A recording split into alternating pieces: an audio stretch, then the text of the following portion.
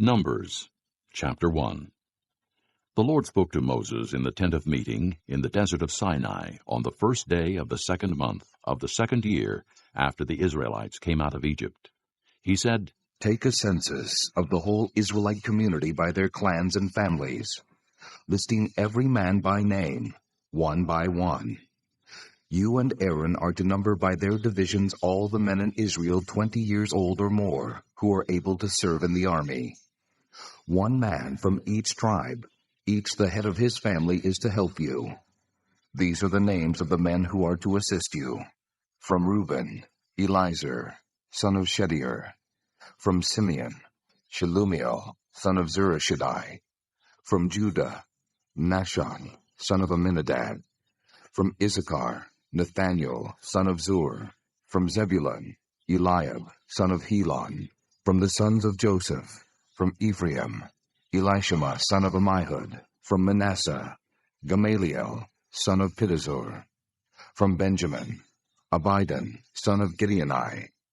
From Dan, Ahiezer, son of Ammishaddai. From Asher, Pagiel, son of Ochran.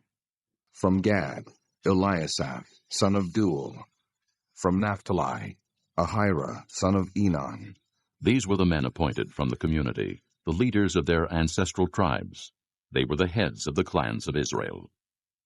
Moses and Aaron took these men whose names had been given, and they called the whole community together on the first day of the second month.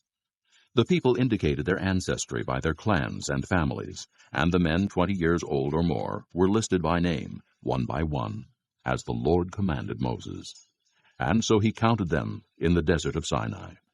From the descendants of Reuben, the firstborn son of Israel, all the men 20 years old or more who were able to serve in the army were listed by name, one by one, according to the records of their clans and families. The number from the tribe of Reuben was 46,500. From the descendants of Simeon, all the men 20 years old or more who were able to serve in the army were counted and listed by name, one by one, according to the records of their clans and families. The number from the tribe of Simeon was 59,300. From the descendants of Gad, all the men 20 years old or more who were able to serve in the army were listed by name according to the records of their clans and families. The number from the tribe of Gad was 45,650. From the descendants of Judah, all the men 20 years old or more who were able to serve in the army were listed by name according to the records of their clans and families. The number from the tribe of Judah was 74,600. From the descendants of Issachar, all the men 20 years old or more who were able to serve in the army were listed by name according to the records of their clans and families. The number from the tribe of Issachar was 54,400. From the descendants of Zebulun, all the men 20 years old or more who were able to serve in the army were listed by name according to the records of their clans and families. The number from the tribe of Zebulun was 57,400. From the sons of Joseph, from the descendants of Ephraim, all the men 20 years old or more who were able to serve in the army were listed by name according to the records of their clans and families. The number from the tribe of Ephraim was 40,500. From the descendants of Manasseh, all the men 20 years old or more who were able to serve in the army were listed by name according to the records of their clans and families. The number from the tribe of Manasseh was 32,200. From the descendants of Benjamin, all the men 20 years old or more who were able to serve in the army were listed by name according to the records of their clans and families. The number from the tribe of Benjamin was 35,400. From the descendants of Dan, all the men 20 years old or more who were able to serve in the army were listed by name according to the records of their clans and families. The number from the tribe of Dan was 62,700. From the descendants of Asher, all the men 20 years old or more who were able to serve in the army were listed by name according to the records of their clans and families. The number from the tribe of Asher was 41,500. From the descendants of Naphtali, all the men 20 years old or more who were able to serve in the army were listed by name according to the records of their clans and families. The number from the tribe of Naphtali was 53,400. These were the men counted by Moses and Aaron and the 12 leaders of Israel, each one representing his family. All the Israelites 20 years old or more who were able to serve in Israel's army were counted according to their families. The total number was 603,550. The families of the tribe of Levi, however, were not counted along with the others. The Lord had said to Moses, "You must not count the tribe of Levi, or include them in the census of the other Israelites. Instead, appoint the Levites to be in charge of the tabernacle of the testimony, over all its furnishings and everything belonging to it. They are to carry the tabernacle and all its furnishings. They are to take care of it and encamp around it. Whenever the tabernacle is to move, the Levites are to take it down, and whenever the tabernacle is to be set up, the Levites shall do it. Anyone else who goes near it shall be put to death. The Israelites are to set up their tents by divisions, each man in his own camp under his own standard. The Levites, however, are to set up their tents around the tabernacle of the testimony, so that wrath will not fall on the Israelite community. The Levites are to be responsible for the care of the tabernacle of the testimony." The Israelites did all this just as the Lord commanded Moses. Chapter 2.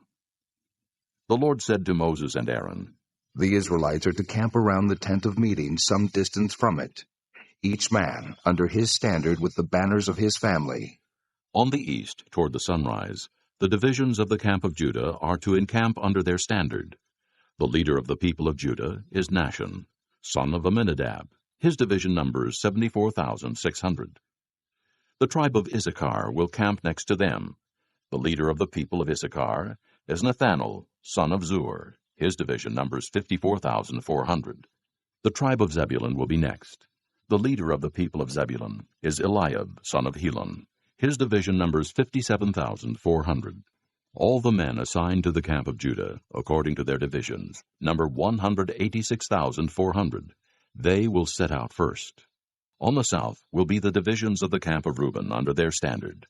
The leader of the people of Reuben is Elizur, son of Shedeur. His division numbers 46,500. The tribe of Simeon will camp next to them. The leader of the people of Simeon is Shelumiel, son of Zurishaddai. His division numbers 59,300. The tribe of Gad will be next. The leader of the people of Gad is Eliasaph, son of Duel. His division numbers 45,650. All the men assigned to the camp of Reuben, according to their divisions, number 151,450. They will set out second. Then the tent of meeting and the camp of the Levites will set out in the middle of the camps. They will set out in the same order as they encamp, each in his own place under his standard. On the west will be the divisions of the camp of Ephraim under their standard. The leader of the people of Ephraim is Elishama, son of Ammihud. His division numbers 40,500. The tribe of Manasseh will be next to them. The leader of the people of Manasseh is Gamaliel, son of Pedazur. His division numbers 32,200. The tribe of Benjamin will be next. The leader of the people of Benjamin is Abidan, son of Gideoni. His division numbers 35,400. All the men assigned to the camp of Ephraim, according to their divisions, number 108,100. They will set out third. On the north will be the divisions of the camp of Dan under their standard. The leader of the people of Dan is Ahiezer, son of Ammishaddai. His division numbers 62,700. The tribe of Asher will camp next to them. The leader of the people of Asher is Pagiel, son of Ochran. His division numbers 41,500. The tribe of Naphtali will be next. The leader of the people of Naphtali is Anhira, son of Enan. His division numbers 53,400. All the men assigned to the camp of Dan number 157,600. They will set out last under their standards. These are the Israelites, counted according to their families. All those in the camps by their divisions number 603,550. The Levites, however, were not counted along with the other Israelites, as the Lord commanded Moses. So the Israelites did everything the Lord commanded Moses. That is the way they encamped under their standards, and that is the way they set out, each with his clan and family. Chapter 3. This is the account of the family of Aaron and Moses at the time the Lord talked with Moses on Mount Sinai. The names of the sons of Aaron were Nadab the firstborn and Abihu, Eleazar and Ithamar. Those were the names of Aaron's sons, the anointed priests, who were ordained to serve as priests. Nadab and Abihu, however, fell dead before the Lord when they made an offering with unauthorized fire before him in the desert of Sinai. They had no sons, so only Eleazar and Ithamar served as priests during the lifetime of their father Aaron. The Lord said to Moses, Bring the tribe of Levi, and present them to Aaron the priest to assist him. They are to perform duties for him, and for the whole community at the tent of meeting, by doing the work of the tabernacle.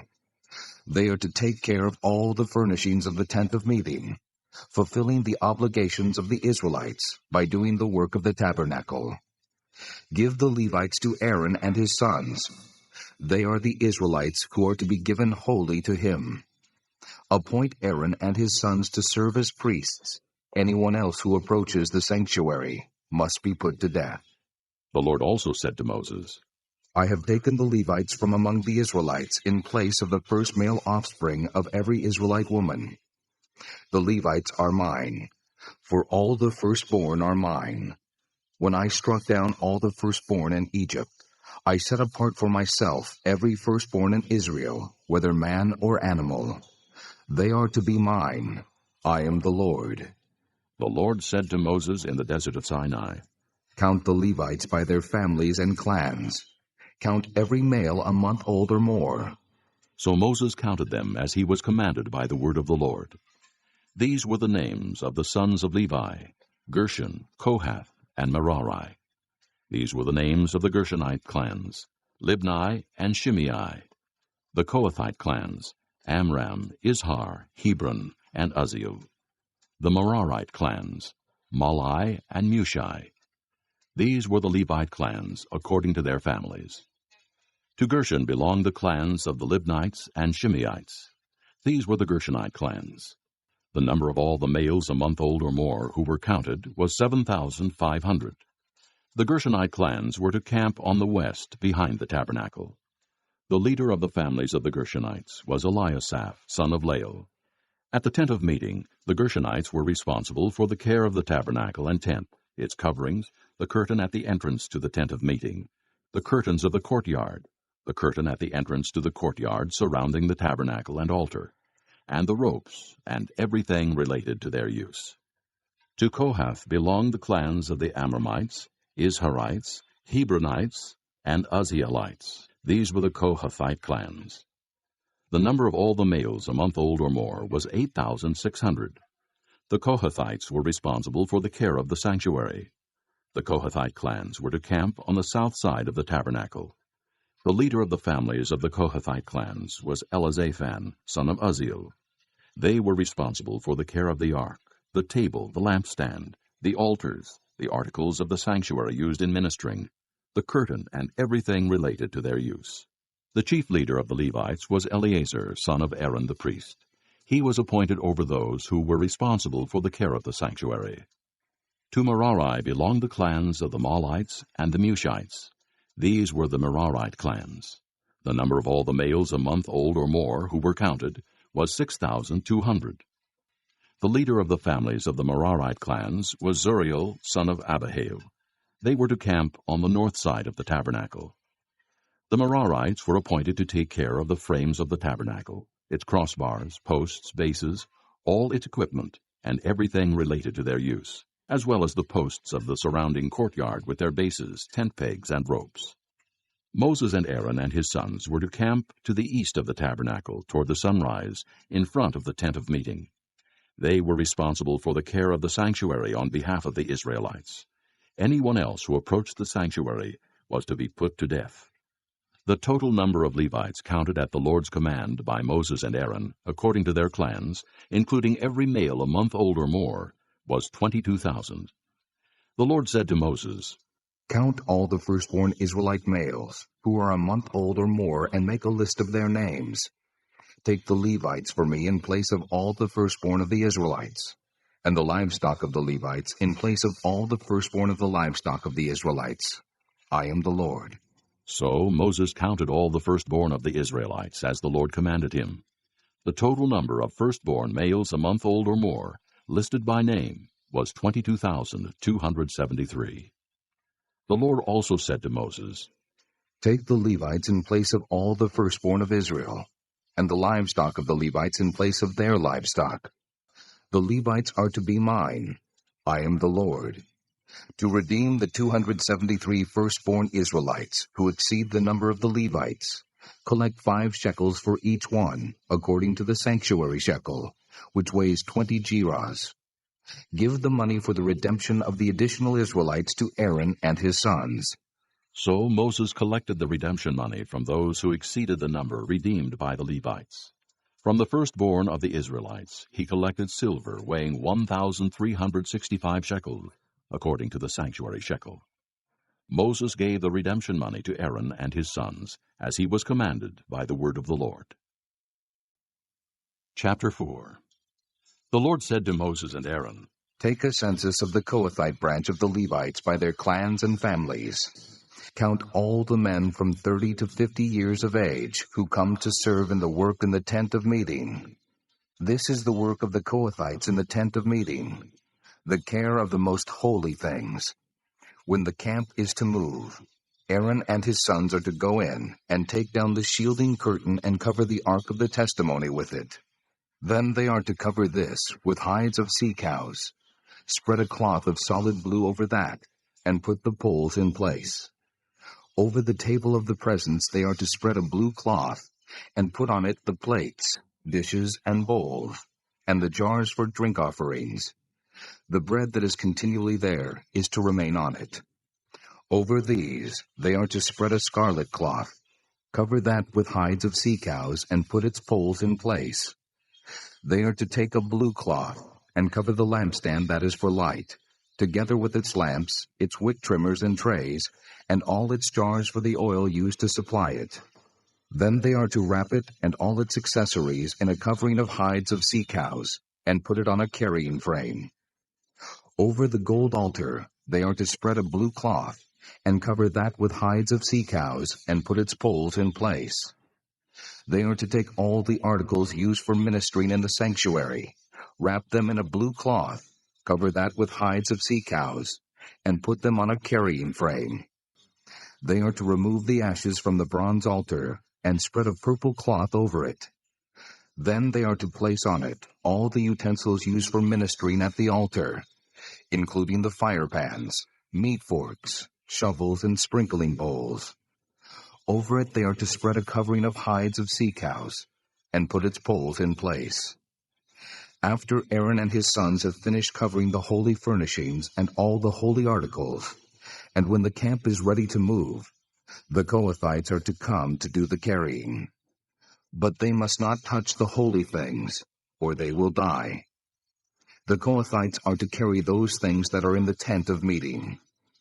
Eleazar, son of Aaron, the priest, is to have charge of the oil for the light, the fragrant incense, the regular grain offering, and the anointing oil. He is to be in charge of the entire tabernacle and everything in it, including its holy furnishings and articles. The Lord said to Moses and Aaron, See that the Kohathite tribal clans are not cut off from the Levites, so that they may live and not die when they come near the most holy things. Do this for them. Aaron and his sons are to go into the sanctuary, and assign to each man his work and what he is to carry. But the Kohathites must not go in to look at the holy things, even for a moment, or they will die. The Lord said to Moses, Take a census also of the Gershonites by their families and clans. Count all the men from 30 to 50 years of age who come to serve in the work at the tent of meeting. This is the service of the Gershonite clans as they work and carry burdens. They are to carry the curtains of the tabernacle, the tent of meeting, its covering, and the outer covering of hides of sea cows, the curtains for the entrance to the tent of meeting, the curtains of the courtyard surrounding the tabernacle and altar, the curtain for the entrance, the ropes and all the equipment used in its service. The Gershonites are to do all that needs to be done with these things. All their service, whether carrying or doing other work, is to be done under the direction of Aaron and his sons. You shall assign to them as their responsibility all they are to carry. This is the service of the Gershonite clans at the tent of meeting. Their duties are to be under the direction of Ithamar, son of Aaron the priest. Count the Merarites by their clans and families.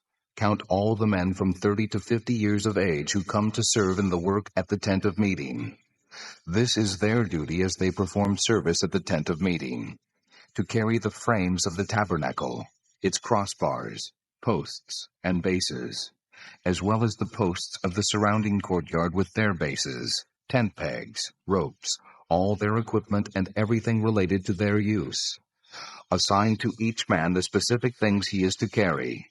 This is the service of the Merarite clans as they work at the tent of meeting, under the direction of Ithamar, son of Aaron the priest. Moses, Aaron, and the leaders of the community counted the Kohathites by their clans and families.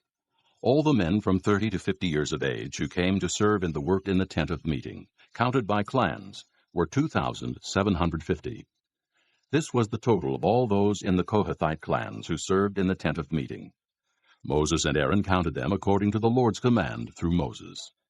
The Gershonites were counted by their clans and families. All the men from 30 to 50 years of age who came to serve in the work at the tent of meeting, counted by their clans and families, were 2,630.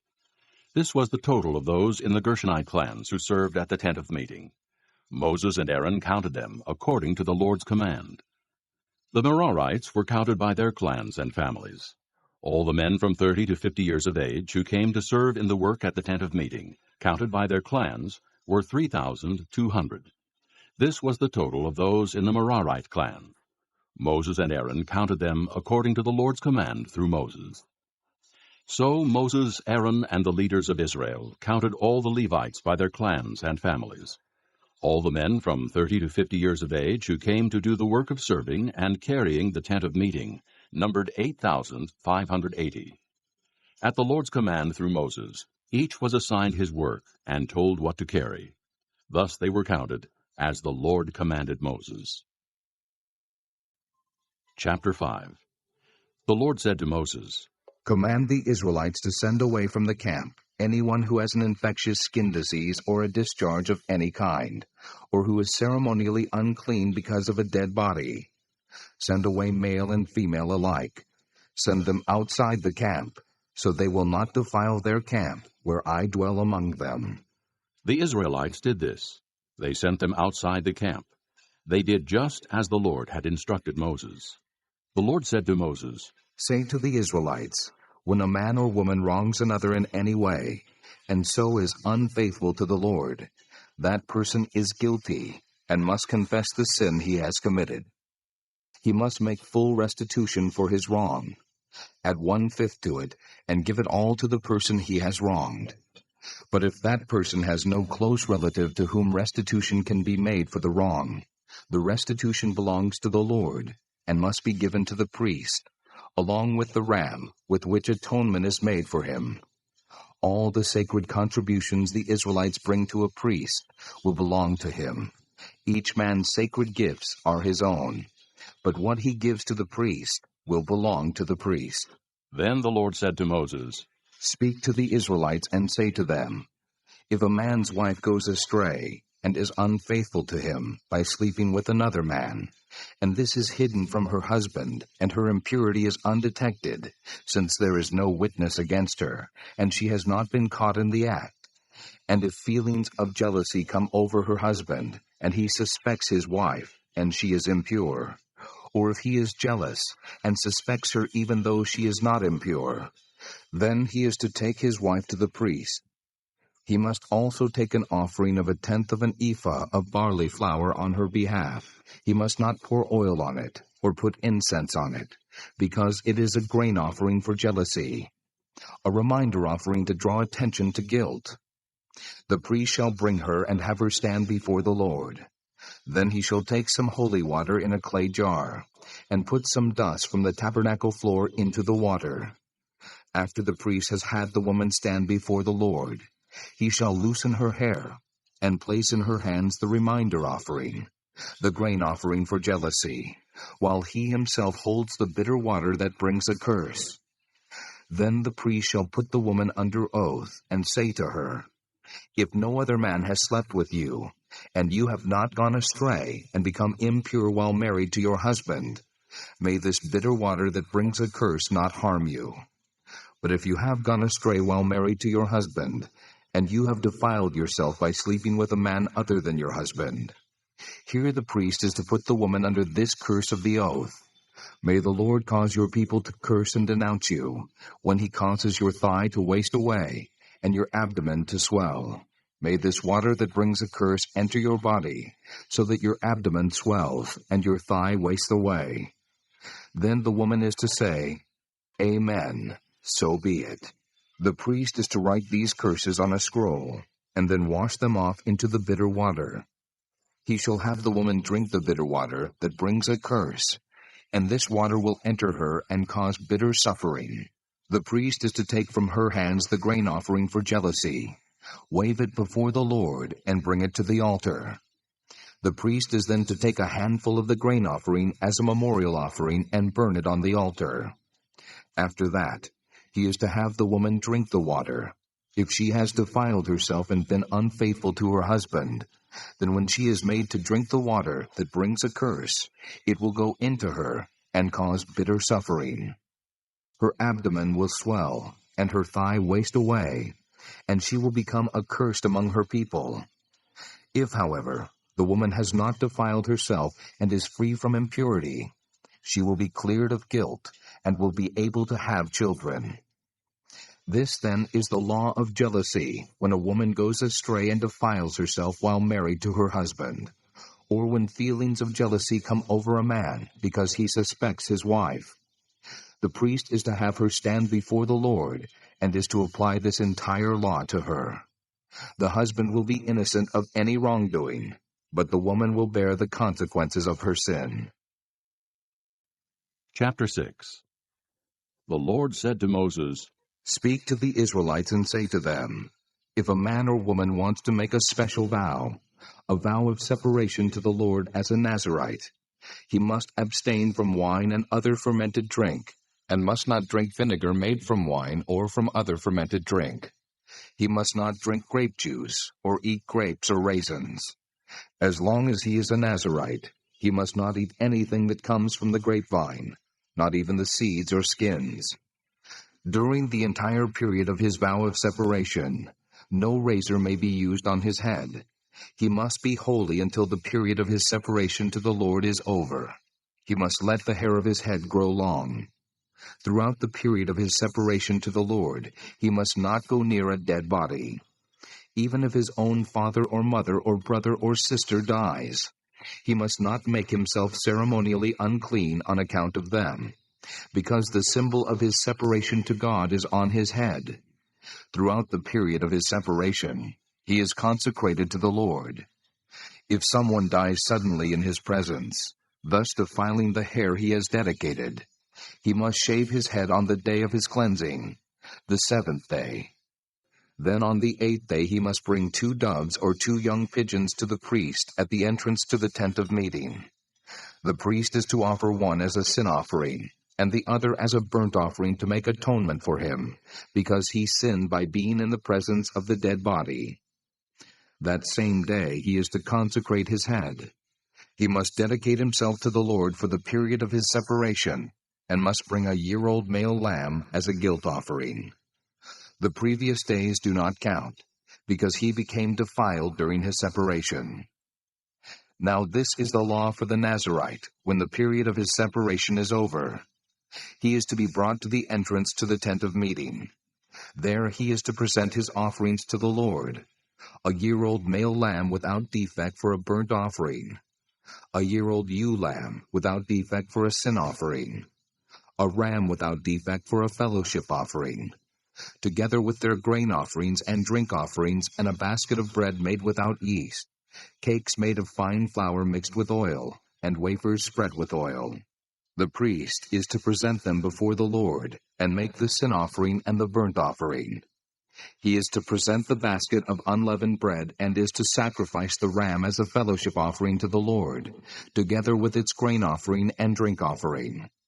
Then, at the entrance to the tent of meeting, the Nazirite must shave off the hair that he dedicated. He is to take the hair and put it in the fire that is under the sacrifice of the fellowship offering. After the Nazirite has shaved off the hair of his dedication, the priest is to place in his hands a boiled shoulder of the ram and a cake and a wafer from the basket, both made without yeast.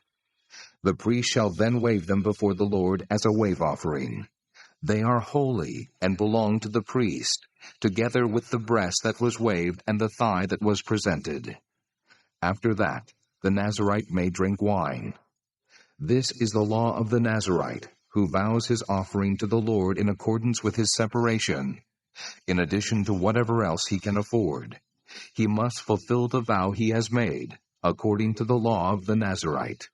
The Lord said to Moses, Tell Aaron and his sons, this is how you are to bless the Israelites.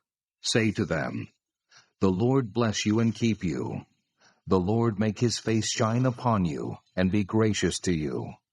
The Lord turn his face toward you and give you peace. So they will put my name on the Israelites, and I will bless them. Chapter 7. When Moses finished setting up the tabernacle, he anointed it and consecrated it and all its furnishings. He also anointed and consecrated the altar and all its utensils. Then the leaders of Israel, the heads of families who were the tribal leaders in charge of those who were counted, made offerings. They brought as their gifts before the Lord 6 covered carts and 12 oxen, an ox from each leader, and a cart from every 2. These they presented before the tabernacle. The Lord said to Moses, Accept these from them, that they may be used in the work of the tent of meeting. Give them to the Levites, as each man's work requires. So Moses took the carts and oxen and gave them to the Levites. He gave 2 carts and 4 oxen to the Gershonites, as their work required. And he gave 4 carts and 8 oxen to the Merarites, as their work required. They were all under the direction of Ithamar, son of Aaron the priest.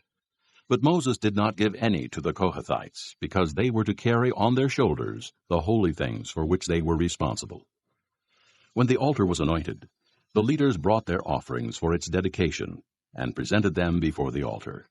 For the Lord had said to Moses, Each day, one leader is to bring his offering for the dedication of the altar. The one who brought his offering on the first day was Nahshon, son of Amminadab of the tribe of Judah. His offering was 1 silver plate weighing 130 shekels, and 1 silver sprinkling bowl weighing 70 shekels, both according to the sanctuary shekel, each filled with fine flour mixed with oil as a grain offering. 1 gold dish weighing 10 shekels, filled with incense. 1 young bull, 1 ram, and 1 male lamb a year old for a burnt offering. 1 male goat for a sin offering. And 2 oxen, 5 rams, 5 male goats, and 5 male lambs a year old, to be sacrificed as a fellowship offering. This was the offering of Nahshon son of Amminadab. On the second day, Nathanael son of Zur, the leader of Issachar, brought his offering. The offering he brought was 1 silver plate weighing 130 shekels, and 1 silver sprinkling bowl weighing 70 shekels, both according to the sanctuary shekel, each filled with fine flour mixed with oil as a grain offering. 1 gold dish weighing 10 shekels, filled with incense. 1 young bull, 1 ram, and 1 male lamb a year old for a burnt offering. 1 male goat for a sin offering. And 2 oxen, 5 rams, 5 male goats, and 5 male lambs a year old, to be sacrificed as a fellowship offering. This was the offering of Nathanael son of Zur. On the third day, Eliab son of Helon, the leader of the people of Zebulun, brought his offering. His offering was 1 silver plate weighing 130 shekels, and 1 silver sprinkling bowl weighing 70 shekels, both according to the sanctuary shekel, each filled with fine flour mixed with oil as a grain offering. 1 gold dish weighing 10 shekels, filled with incense. 1 young bull, 1 ram, and 1 male lamb a year old for a burnt offering. 1 male goat for a sin offering. And 2 oxen, 5 rams, 5 male goats, and 5 male lambs a year old, to be sacrificed as a fellowship offering. This was the offering of Eliab son of Helon. On the fourth day, Eliezer son of Shedeur, the leader of the people of Reuben, brought his offering. His offering was 1 silver plate weighing 130 shekels, and 1 silver sprinkling bowl weighing 70 shekels, both according to the sanctuary shekel, each filled with fine flour mixed with oil as a grain offering. 1 gold dish weighing 10 shekels, filled with incense. 1 young bull, 1 ram, and 1 male lamb a year old for a burnt offering. 1 male goat for a sin offering, and 2 oxen, 5 rams, 5 male goats, and 5 male lambs a year old to be sacrificed as a fellowship offering. This was the offering of Eliezer, son of Shedeur. On the fifth day, Shelumiel, son of Zurishaddai, the leader of the people of Simeon, brought his offering. His offering was 1 silver plate weighing 130 shekels, and 1 silver sprinkling bowl weighing 70 shekels, both according to the sanctuary shekel, each filled with fine flour mixed with oil as a grain offering. 1 gold dish weighing 10 shekels, filled with incense. 1 young bull, 1 ram, and 1 male lamb a year old for a burnt offering. 1 male goat for a sin offering, and 2 oxen, 5 rams, 5 male goats, and 5 male lambs a year old, to be sacrificed as a fellowship offering. This was the offering of Shelumiel, son of Zurishaddai. On the sixth day, Eliasaph, son of Deuel, the leader of the people of Gad, brought his offering. His offering was 1 silver plate weighing 130 shekels, and 1 silver sprinkling bowl weighing 70 shekels, both according to the sanctuary shekel, each filled with fine flour mixed with oil as a grain offering. 1 gold dish weighing 10 shekels, filled with incense. 1 young bull, 1 ram, and 1 male lamb a year old for a burnt offering. 1 male goat for a sin offering, and 2 oxen, 5 rams, 5 male goats, and 5 male lambs a year old, to be sacrificed as a fellowship offering. This was the offering of Eliasaph, son of Deuel. On the seventh day, Elishama, son of Ammihud, the leader of the people of Ephraim, brought his offering. His offering was 1 silver plate weighing 130 shekels, and 1 silver sprinkling bowl weighing 70 shekels, both according to the sanctuary shekel, each filled with fine flour mixed with oil as a grain offering. 1 gold dish weighing 10 shekels, filled with incense. 1 young bull, 1 ram, and 1 male lamb a year old for a burnt offering. 1 male goat for a sin offering, and 2 oxen, 5 rams, 5 male goats, and 5 male lambs a year old, to be sacrificed as a fellowship offering. This was the offering of Elishama, son of Ammihud. On the eighth day, Gamaliel, son of Pedazur, the leader of the people of Manasseh, brought his offering. His offering was 1 silver plate weighing 130 shekels, and 1 silver sprinkling bowl weighing 70 shekels, both according to the sanctuary shekel, each filled with fine flour mixed with oil as a grain offering. 1 gold dish weighing 10 shekels, filled with incense. 1 young bull, 1 ram, and 1 male lamb a year old for a burnt offering. 1 male goat for a sin offering, and 2 oxen, 5 rams, 5 male goats, and 5 male lambs a year old, to be sacrificed as a fellowship offering. This was the offering of Gamaliel, son of Pedazur. On the ninth day, Abidan, son of Gideoni, the leader of the people of Benjamin, brought his offering. His offering was 1 silver plate weighing 130 shekels, and 1 silver sprinkling bowl weighing 70 shekels, both according to the sanctuary shekel, each filled with fine flour mixed with oil as a grain offering. 1 gold dish weighing 10 shekels, filled with incense. 1 young bull, 1 ram, and 1 male lamb a year old for a burnt offering. 1 male goat for a sin offering, and 2 oxen, 5 rams, 5 male goats, and 5 male lambs a year old, to be sacrificed as a fellowship offering. This was the offering of Abidan, son of Gideoni. On the 10th day, Ahiezer, son of Ammishaddai, the leader of the people of Dan, brought his offering.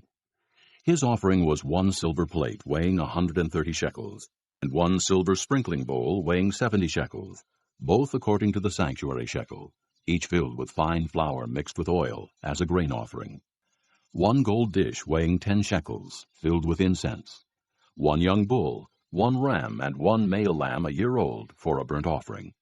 1 male goat for a sin offering, and 2 oxen, 5 rams, 5 male goats, and 5 male lambs a year old, to be sacrificed as a fellowship offering.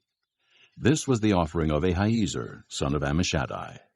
On the 11th day, Pagiel, son of Ochran, the leader of the people of Asher, brought his offering.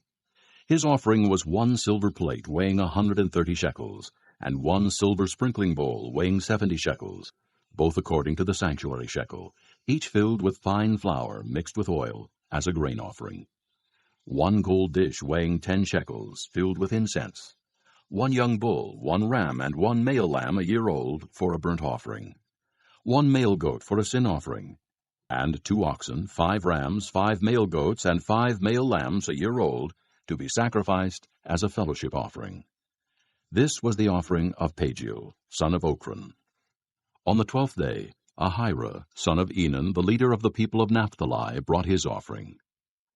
His offering was 1 silver plate weighing 130 shekels, and 1 silver sprinkling bowl weighing 70 shekels, both according to the sanctuary shekel, each filled with fine flour mixed with oil as a grain offering. 1 gold dish weighing 10 shekels, filled with incense.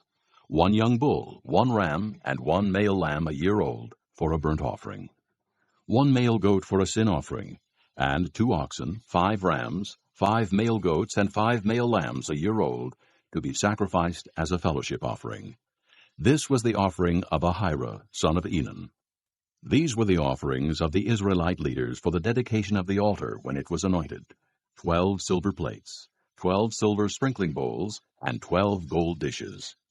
Each silver plate weighed 130 shekels, and each sprinkling bowl 70 shekels. Altogether, the silver dishes weighed 2,400 shekels, according to the sanctuary shekel.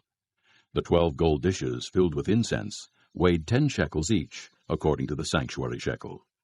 Altogether, the gold dishes weighed 120 shekels.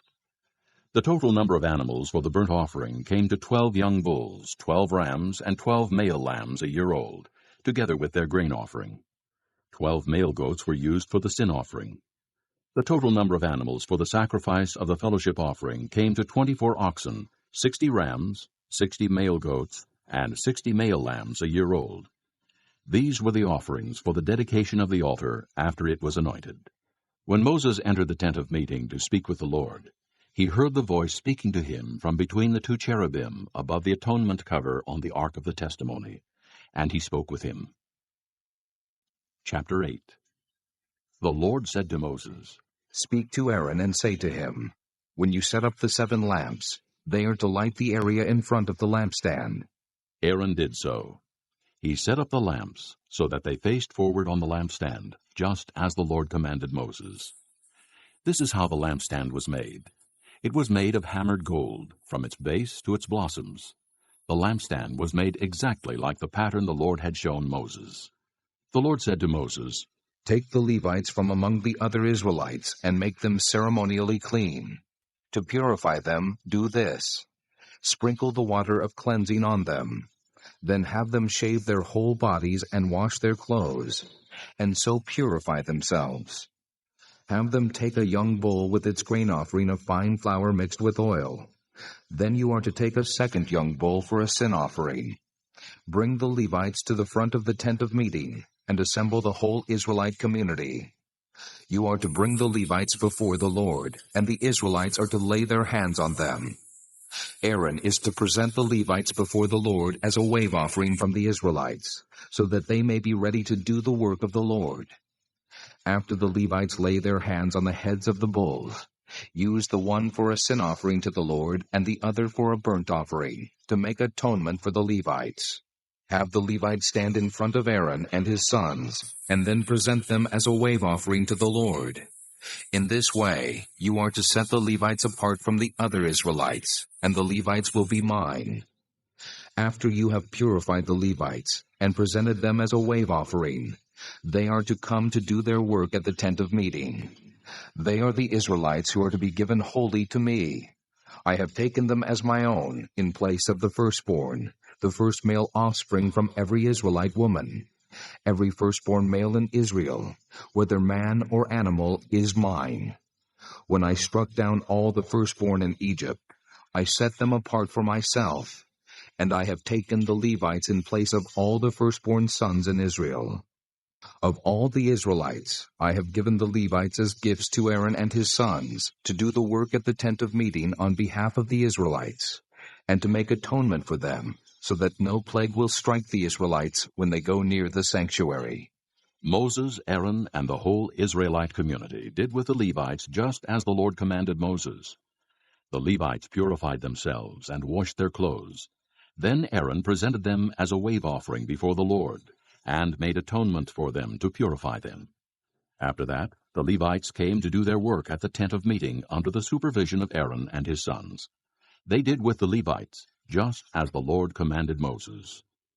The Lord said to Moses, This applies to the Levites. Men 25 years old or more shall come to take part in the work at the tent of meeting. But at the age of 50, they must retire from their regular service and work no longer. They may assist their brothers in performing their duties at the tent of meeting, but they themselves must not do the work.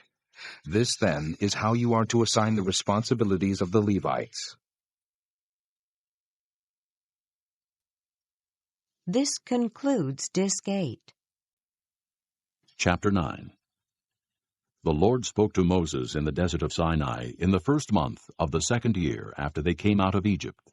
He said, Have the Israelites celebrate the Passover at the appointed time. Celebrate it at the appointed time, at twilight on the 14th day of this month, in accordance with all its rules and regulations. So Moses told the Israelites to celebrate the Passover, and they did so in the desert of Sinai at twilight on the 14th day of the first month.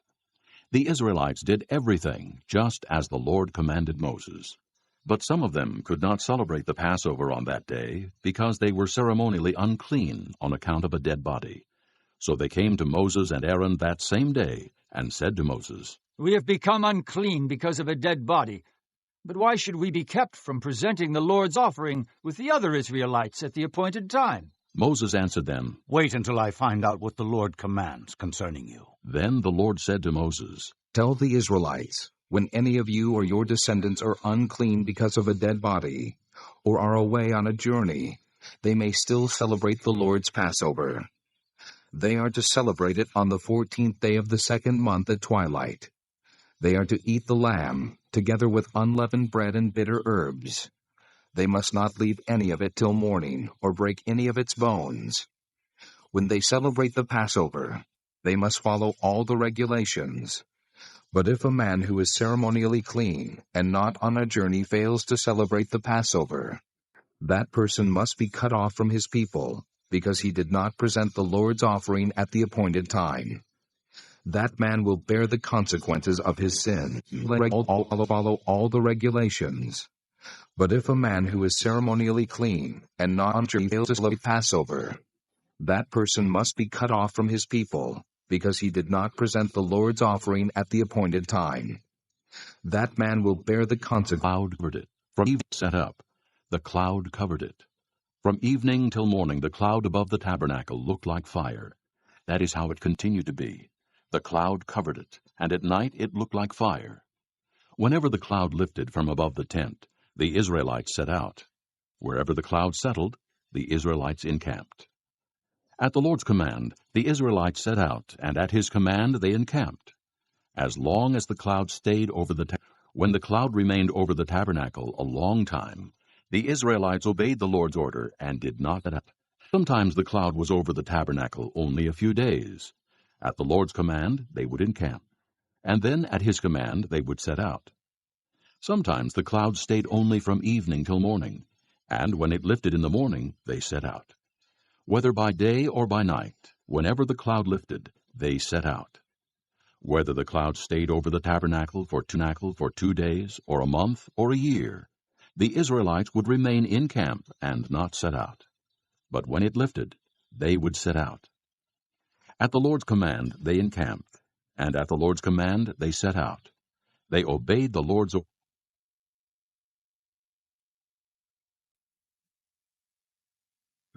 in accordance with his command through Moses. Chapter 10. The Lord said to Moses, Make 2 camps set out. When both are sounded, the whole community is to assemble before you at the entrance to the tent of meeting. If only one is sounded, the leaders, the heads of the clans of Israel, are to assemble before you. When a trumpet blast is sounded, the tribes camping on the east are to set out. At the sounding of a second blast, the camps on the south are to set out. The blast will be the signal for setting out. To gather the assembly, blow the trumpets, but not with the same signal. The sons of Aaron, the priests, are to blow the trumpets. This is to be a lasting ordinance for you and the generations to come. When you go into battle in your own land against an enemy who is oppressing you, sound a blast on the trumpets. Then you will be remembered by the Lord your God and rescued from your enemies. Also, at your times of rejoicing, your appointed feasts and new moon festivals, you are to sound the trumpets over your burnt offerings and fellowship offerings, and they will be a memorial for you before your God. I am the Lord your God. On the 20th day of the 2nd month of the 2nd year, the cloud lifted from above the tabernacle of the testimony. Then the Israelites set out from the desert of Sinai and traveled from place to place until the cloud came to rest in the desert of Paran. They set out this first time at the Lord's command through Moses. The divisions of the camp of Judah went first under their standard. Nahshon, son of Amminadab, was in command. Nathanael, son of Zur, was over the division of the tribe of Issachar, and Eliab, son of Helon, was over the division of the tribe of Zebulun. Then the tabernacle was taken down, and the Gershonites and Merarites who carried it set out. The divisions of the camp of Reuben went next under their standard. Elizur, son of Shedeur, was in command. Shelumiel, son of Zurishaddai, was over the division of the tribe of Simeon, and Eliasaph, son of Duel, was over the division of the tribe of Gad. Then the Kohathites set out, carrying the holy things. The tabernacle was to be set up before they arrived. The divisions of the camp of Ephraim went next, under their standard. Elishama, son of Ammihud, was in command. Gamaliel, son of Pedazur, was over the division of the tribe of Manasseh, and Abidan, son of Gideoni, was over the division of the tribe of Benjamin. Finally, as the rear guard for all the units, the divisions of the camp of Dan set out under their standard. Ahiezer, son of Ammishaddai, was in command. Pagiel, son of Ochran, was over the division of the tribe of Asher, and Ahira, son of Enan, was over the division of the tribe of Naphtali. This was the order of march for the Israelite divisions as they set out. Now Moses said to Hobab, son of Reuel the Midianite, Moses' father-in-law, We are setting out for the place about which the Lord said, I will give it to you. Come with us, and we will treat you well, for the Lord has promised good things to Israel. He answered, No, I will not go. I am going back to my own land and my own people. But Moses said, Please do not leave us. You know where we should camp in the desert, and you can be our eyes. If you come with us, we will share with you whatever good things the Lord gives us. So they set out from the mountain of the Lord and traveled for 3 days. The ark of the covenant of the Lord went before them during those 3 days to find them a place to rest. The cloud of the Lord was over them by day when they set out from the camp. Whenever the ark set out, Moses said, Rise up, O Lord. May your enemies be scattered.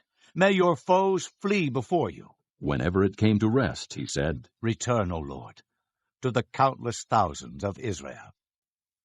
Chapter 11. Now the people complained about their hardships in the hearing of the Lord, and when he heard them his anger was aroused. Then fire from the Lord burned among them and consumed some of the outskirts of the camp. When the people cried out to Moses, he prayed to the Lord, and the fire died down. So that place was called Taberah, because fire from the Lord had burned among them. The rabble with them began to crave other food, and again the Israelites started wailing and said, If only we had meat to eat! We remember the fish we ate in Egypt at no cost. Also the cucumbers, melons, leeks, onions, and garlic. But now we have lost our appetite. We never see anything but this manna. The manna was like coriander seed and looked like resin. The people went around gathering it, and then ground it in a hand mill or crushed it in a mortar. They cooked it in a pot or made it into cakes, and it tasted like something made with olive oil. When the dew settled on the camp at night, the manna also came down. Moses heard the people of every family wailing, each at the entrance to his tent. The Lord became exceedingly angry, and Moses was troubled. He asked the Lord, "Why have you brought this trouble on your servant? What have I done to displease you, that you put the burden of all these people on me? Did I conceive all these people? Did I give them birth? Why do you tell me to carry them in my arms, as a nurse carries an infant, to the land you promised on oath to their forefathers? Where can I get meat for all these people? They keep wailing to me, 'Give us meat to eat.' I cannot carry all these people by myself. The burden is too heavy for me. If this is how you are going to treat me, put me to death right now, if I have found favor in your eyes, and do not let me face my own ruin." The Lord said to Moses, Bring me 70 of Israel's elders, who are known to you as leaders and officials among the people. Have them come to the tent of meeting, that they may stand there with you. I will come down and speak with you there, and I will take the Spirit that is on you, and put the Spirit on them. They will help you carry the burden of the people, so that you will not have to carry it alone. Tell the people, consecrate yourselves in preparation for tomorrow, when you will eat meat. The Lord heard you when you wailed, "If only we had meat to eat, we were better off in Egypt." Now the Lord will give you meat, and you will eat it. You will not eat it for just 1 day or 2 days, or 5, 10, or 20 days, but for a whole month, until it comes out of your nostrils, and you loathe it, because you have rejected the Lord, who is among you, and have wailed before him, saying, "Why did we ever leave Egypt?" But Moses said, Here I am among 600,000 men on foot, and you say, I will give them meat to eat for a whole month. Would they have enough if flocks and herds were slaughtered for them? Would they have enough if all the fish in the sea were caught for them? The Lord answered Moses, Is the Lord's arm too short? You will now see whether or not what I say will come true for you. So Moses went out and told the people what the Lord had said. He brought together 70 of their elders, and had them stand around the tent. Then the Lord came down in the cloud and spoke with him.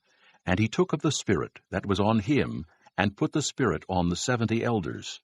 When the Spirit rested on them, they prophesied, but they did not do so again. However, 2 men, whose names were Eldad and Medad, had remained in the camp. They were listed among the elders, but did not go out to the tent. Yet the Spirit also rested on them, and they prophesied in the camp.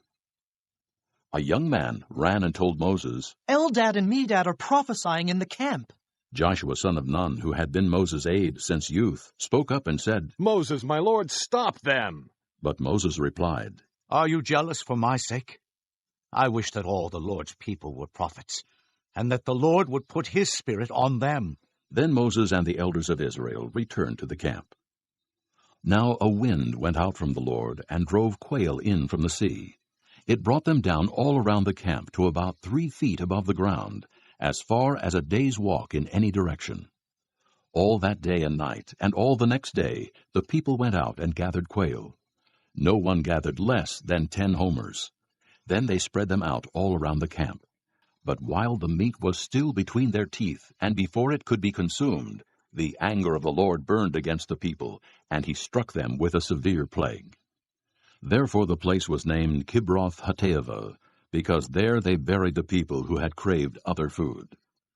From Kibroth Hattaavah the people traveled to Hazeroth and stayed there. Chapter 12.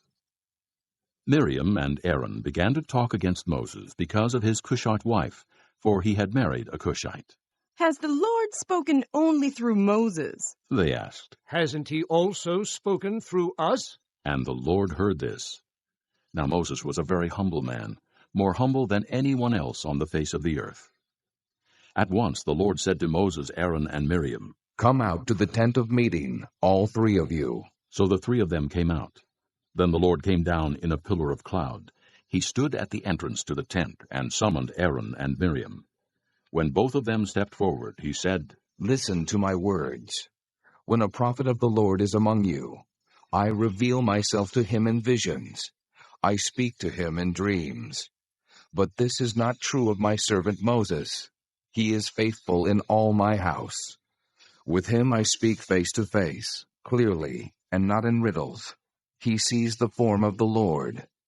Why then were you not afraid to speak against my servant Moses? The anger of the Lord burned against them, and he left them. When the cloud lifted from above the tent, there stood Miriam, leprous like snow. Aaron turned toward her and saw that she had leprosy, and he said to Moses, Please, my lord, do not hold against us the sin we have so foolishly committed. Do not let her be like a stillborn infant, coming from its mother's womb with its flesh half eaten away. So Moses cried out to the Lord. O God, please heal her. The Lord replied to Moses, If her father had spit in her face, would she not have been in disgrace for 7 days? Confine her outside the camp for 7 days. After that, she can be brought back. So Miriam was confined outside the camp for 7 days, and the people did not move on till she was brought back. After that, the people left Hazeroth and encamped in the desert of Paran. Chapter 13. The Lord said to Moses, Send some men to explore the land of Canaan, which I am giving to the Israelites. From each ancestral tribe, send one of its leaders. So at the Lord's command, Moses sent them out from the desert of Paran. All of them were leaders of the Israelites. These are their names. From the tribe of Reuben, Shammua, son of Zachar. From the tribe of Simeon, Shaphat, son of Hori. From the tribe of Judah, Caleb, son of Jephunneh. From the tribe of Issachar, Igal, son of Joseph. From the tribe of Ephraim, Hoshea, son of Nun. From the tribe of Benjamin, Paltai, son of Raphu. From the tribe of Zebulun, Gadiel, son of Sodai. From the tribe of Manasseh, a tribe of Joseph, Gadai, son of Susai. From the tribe of Dan, Amiel, son of Gemalli. From the tribe of Asher, Sether, son of Michael. From the tribe of Naphtali, Nabai, son of Vophsi. From the tribe of Gad, Guel, son of Machi. These are the names of the men Moses sent to explore the land. Moses gave Hoshea, son of Nun, the name Joshua. When Moses sent them to explore Canaan, he said, Go up through the Negev, and on into the hill country. See what the land is like, and whether the people who live there are strong or weak, few or many. What kind of land do they live in?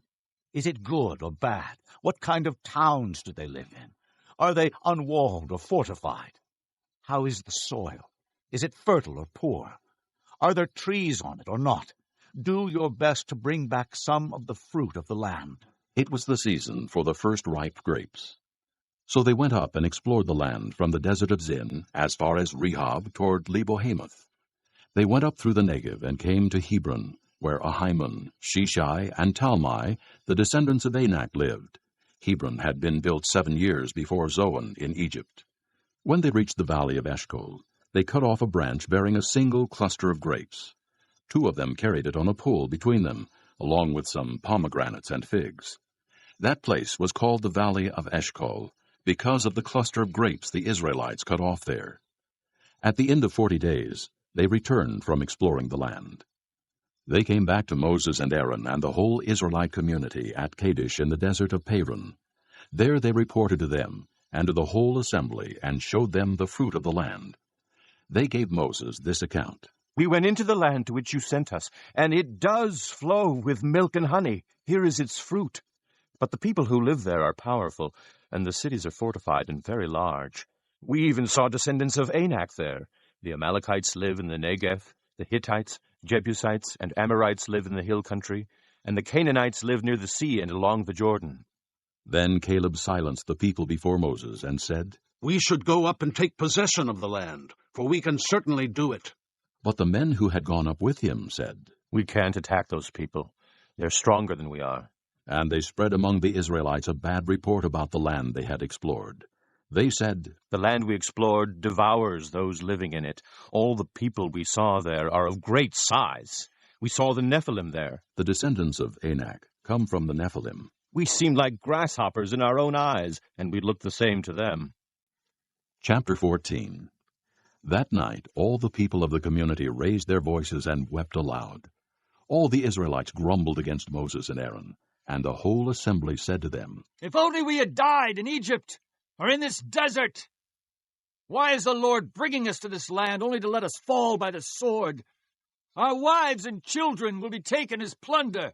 Wouldn't it be better for us to go back to Egypt? And they said to each other, We should choose a leader and go back to Egypt. Then Moses and Aaron fell face down in front of the whole Israelite assembly gathered there. Joshua son of Nun and Caleb son of Jephunneh, who were among those who had explored the land, tore their clothes and said to the entire Israelite assembly, The land we passed through and explored is exceedingly good. If the Lord is pleased with us, he will lead us into that land, a land flowing with milk and honey, and will give it to us. Only do not rebel against the Lord, and do not be afraid of the people of the land, because we will swallow them up. Their protection is gone, but the Lord is with us. Do not be afraid of them. But the whole assembly talked about stoning them. Then the glory of the Lord appeared at the tent of meeting to all the Israelites. The Lord said to Moses, How long will these people treat me with contempt? How long will they refuse to believe in me, in spite of all the miraculous signs I have performed among them? I will strike them down with a plague and destroy them, but I will make you into a nation greater and stronger than they. Moses said to the Lord, Then the Egyptians will hear about it. By your power you brought these people up from among them, and they will tell the inhabitants of this land about it. They have already heard that you, O Lord, are with these people, and that you, O Lord, have been seen face to face, that your cloud stays over them, and that you go before them in a pillar of cloud by day, and a pillar of fire by night.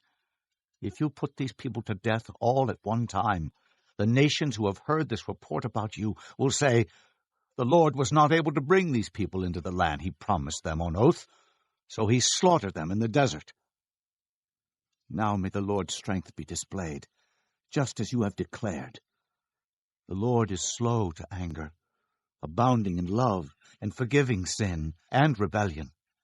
Yet he does not leave the guilty unpunished. He punishes the children for the sin of the fathers, to the third and fourth generation. In accordance with your great love, forgive the sin of these people, just as you have pardoned them from the time they left Egypt until now. The Lord replied, I have forgiven them as you asked. Nevertheless, as surely as I live, and as surely as the glory of the Lord fills the whole earth, not one of the men who saw my glory and the miraculous signs I performed in Egypt and in the desert, but who disobeyed me and tested me 10 times, not one of them will ever see the land I promised on oath to their forefathers.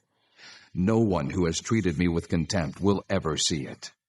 But because my servant Caleb has a different spirit and follows me wholeheartedly, I will bring him into the land he went to, and his descendants will inherit it. Since the Amalekites and Canaanites are living in the valleys, turn back tomorrow and set out toward the desert along the route to the Red Sea. The Lord said to Moses and Aaron, How long will this wicked community grumble against me?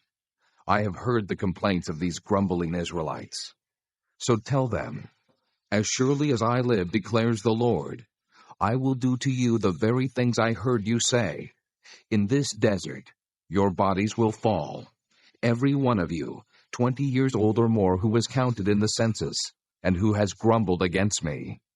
Not one of you will enter the land I swore with uplifted hand to make your home, except Caleb, son of Jephunneh, and Joshua, son of Nun. As for your children, that you said would be taken as plunder, I will bring them in to enjoy the land you have rejected. But your bodies will fall in this desert. Your children will be shepherds here for 40 years, suffering for your unfaithfulness, until the last of your bodies lies in the desert. For 40 years, 1 year for each of the 40 days you explored the land. You will suffer for your sins and know what it is like to have me against you. I, the Lord, have spoken, and I will surely do these things to this whole wicked community, which has banded together against me. They will meet their end in this desert. Here they will die. So the men Moses had sent to explore the land, who returned and made the whole community grumble against him by spreading a bad report about it. These men, responsible for spreading the bad report about the land, were struck down, and died of a plague before the Lord. Of the men who went to explore the land, only Joshua son of Nun and Caleb son of Jephunneh survived. When Moses reported this to all the Israelites, they mourned bitterly. Early the next morning they went up toward the high hill country. "We have sinned," they said. "We will go up to the place the Lord promised." But Moses said, "Why are you disobeying the Lord's command? This will not succeed. Do not go up, because the Lord is not with you. You will be defeated by your enemies. For the Amalekites and Canaanites will face you there.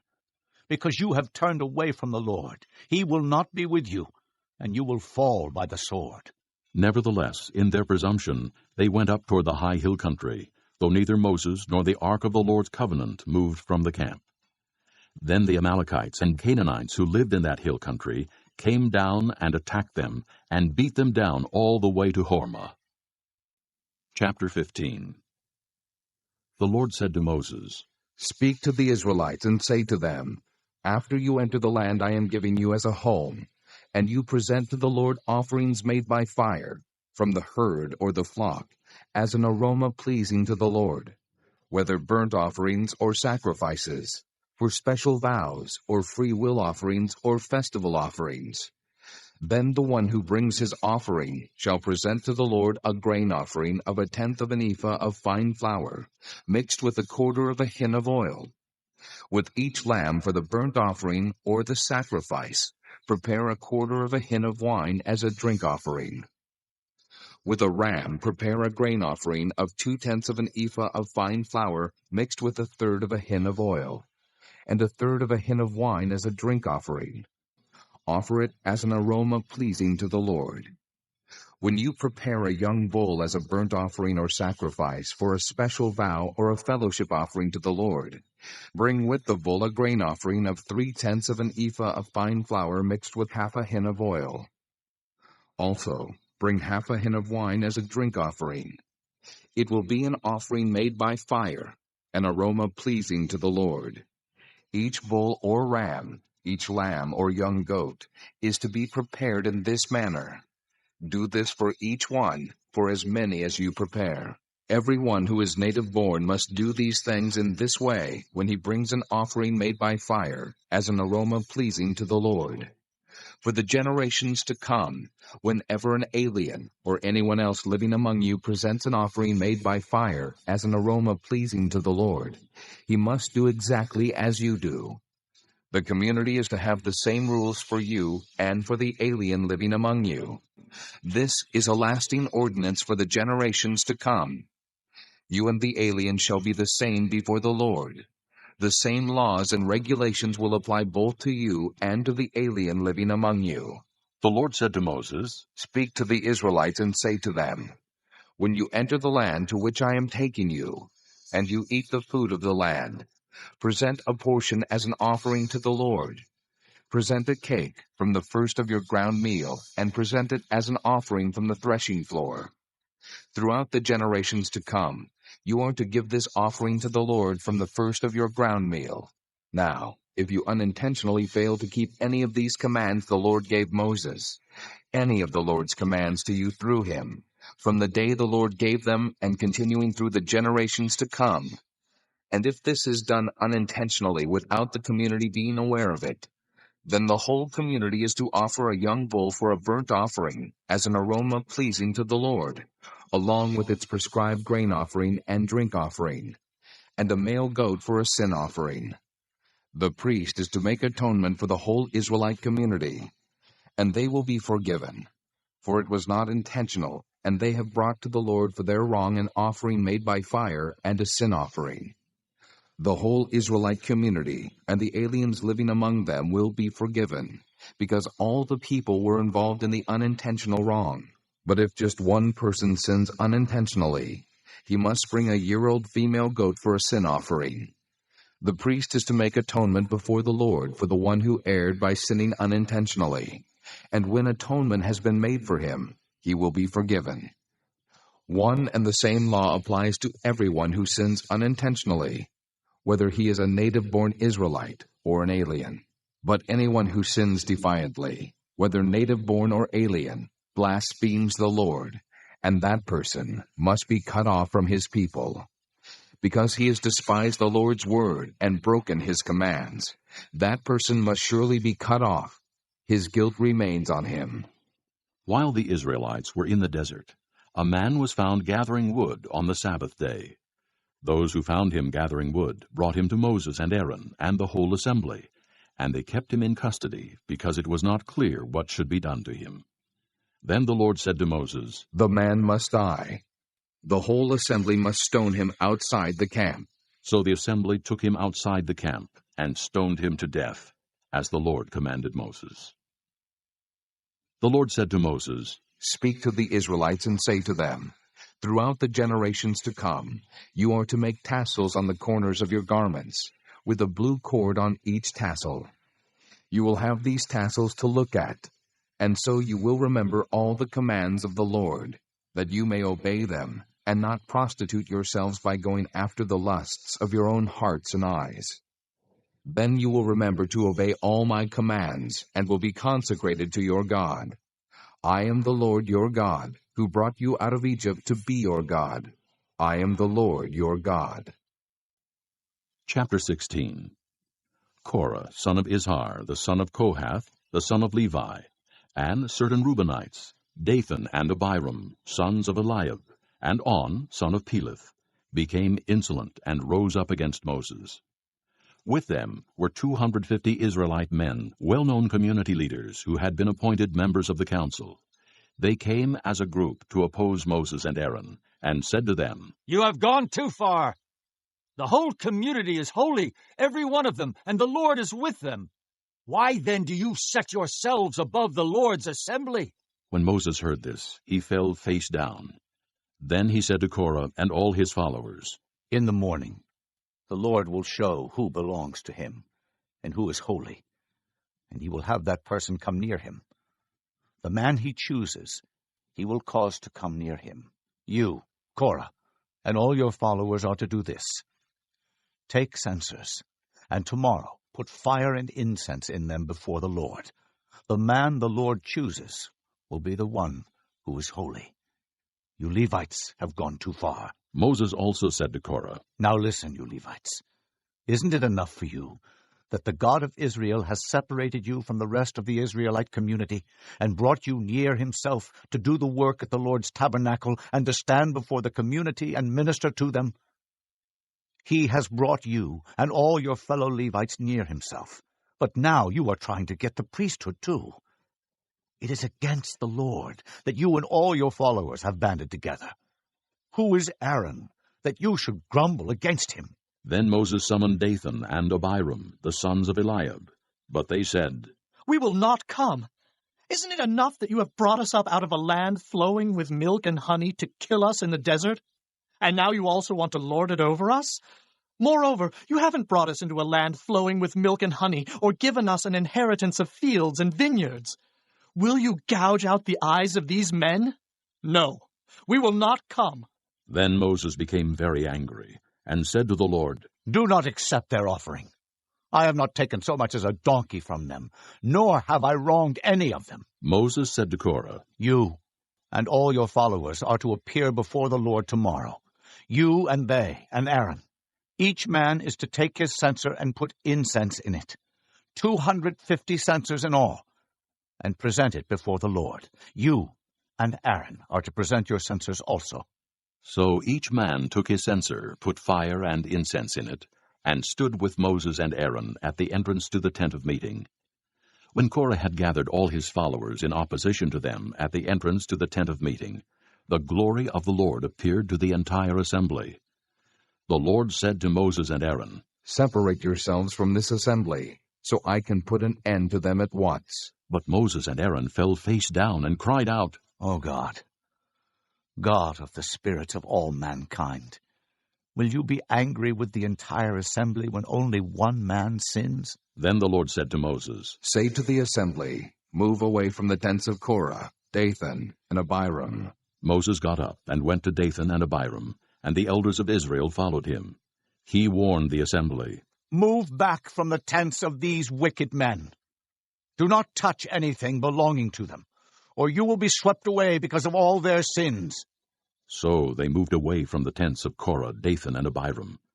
Dathan and Abiram had come out and were standing with their wives, children, and little ones at the entrances to their tents. Then Moses said, "This is how you will know that the Lord has sent me to do all these things, and that it was not my idea. If these men die a natural death and experience only what usually happens to men, then the Lord has not sent me. But if the Lord brings about something totally new, and the earth opens its mouth and swallows them with everything that belongs to them, and they go down alive into the grave, then you will know that these men have treated the Lord with contempt." As soon as he finished saying all this, the ground under them split apart, and the earth opened its mouth and swallowed them with their households and all Korah's men and all their possessions. They went down alive into the grave with everything they owned. The earth closed over them, and they perished and were gone from the community. Their cries, all the Israelites around them fled, shouting, "The earth is going to swallow us too!" And fire came out from the Lord and consumed the 250 men who were offering the incense. The Lord said to Moses, "Tell Eleazar, son of Aaron the priest, to take the censers out of the smoldering remains and scatter the coals some distance away, for the censers are holy, the censers of the men who sinned at the cost of their lives. Hammer the censers into sheets to overlay the altar, for they were presented before the Lord and have become holy. Let them be a sign to the Israelites." So Eleazar the priest collected the bronze censers brought by those who had been burned up, and he had them hammered out to overlay the altar, as the Lord directed him through Moses. This was to remind the Israelites that no one except a descendant of Aaron should come to burn incense before the Lord, or he would become like Korah and his followers. The next day the whole Israelite community grumbled against Moses and Aaron. "You have killed the Lord's people," they said. But when the assembly gathered in opposition to Moses and Aaron, and turned toward the tent of meeting, suddenly the cloud covered it, and the glory of the Lord appeared. Then Moses and Aaron went to the front of the tent of meeting, and the Lord said to Moses, "Get away from this assembly, so I can put an end to them at once." And they fell face down. Then Moses said to Aaron, "Take your censer and put incense in it, along with fire from the altar, and hurry to the assembly to make atonement for them. Wrath has come out from the Lord. The plague has started." So Aaron did as Moses said, and ran into the midst of the assembly. The plague had already started among the people, but Aaron offered the incense and made atonement for them. He stood between the living and the dead, and the plague stopped. But 14,700 people died from the plague, in addition to those who had died because of Korah. Then Aaron returned to Moses at the entrance to the tent of meeting, for the plague had stopped. Chapter 17. The Lord said to Moses, "Speak to the Israelites, and get 12 staffs from them, one from the leader of each of their ancestral tribes. Write the name of each man on his staff. On the staff of Levi, write Aaron's name, for there must be one staff for the head of each ancestral tribe. Place them in the tent of meeting, in front of the testimony, where I meet with you. The staff belonging to the man I choose will sprout, and I will rid myself of this constant grumbling against you by the Israelites." So Moses spoke to the Israelites, and their leaders gave him 12 staffs, one for the leader of each of their ancestral tribes, and Aaron's staff was among them. Moses placed the staffs before the Lord in the tent of the testimony. The next day Moses entered the tent of the testimony and saw that Aaron's staff, which represented the house of Levi, had not only sprouted, but had budded, blossomed, and produced almonds. Then Moses brought out all the staffs from the Lord's presence to all the Israelites. They looked at them, and each man took his own staff. The Lord said to Moses, "Put back Aaron's staff in front of the testimony, to be kept as a sign to the rebellious. This will put an end to their grumbling against me, so that they will not die." Moses did just as the Lord commanded him. The Israelites said to Moses, "We will die. We are lost. We are all lost. Anyone who even comes near the tabernacle of the Lord will die. Are we all going to die?" Chapter 18. The Lord said to Aaron, You, your sons, and your father's family are to bear the responsibility for offenses against the sanctuary, and you and your sons alone are to bear the responsibility for offenses against the priesthood. Bring your fellow Levites from your ancestral tribe to join you, and assist you when you and your sons minister before the tent of the testimony. They are to be responsible to you, and are to perform all the duties of the tent. But they must not go near the furnishings of the sanctuary or the altar, or both they and you will die. They are to join you and be responsible for the care of the tent of meeting, all the work at the tent, and no one else may come near where you are. You are to be responsible for the care of the sanctuary and the altar, so that wrath will not fall on the Israelites again. I myself have selected your fellow Levites from among the Israelites as a gift to you, dedicated to the Lord to do the work at the tent of meeting. But only you and your sons may serve as priests in connection with everything at the altar and inside the curtain. I am giving you the service of the priesthood as a gift. Anyone else who comes near the sanctuary must be put to death. Then the Lord said to Aaron, I myself have put you in charge of the offerings presented to me. All the holy offerings the Israelites give me, I give to you and your sons, as your portion and regular share. You are to have the part of the most holy offerings that is kept from the fire. From all the gifts they bring me as most holy offerings, whether grain or sin or guilt offerings, that part belongs to you and your sons. Eat it as something most holy. Every male shall eat it. You must regard it as holy.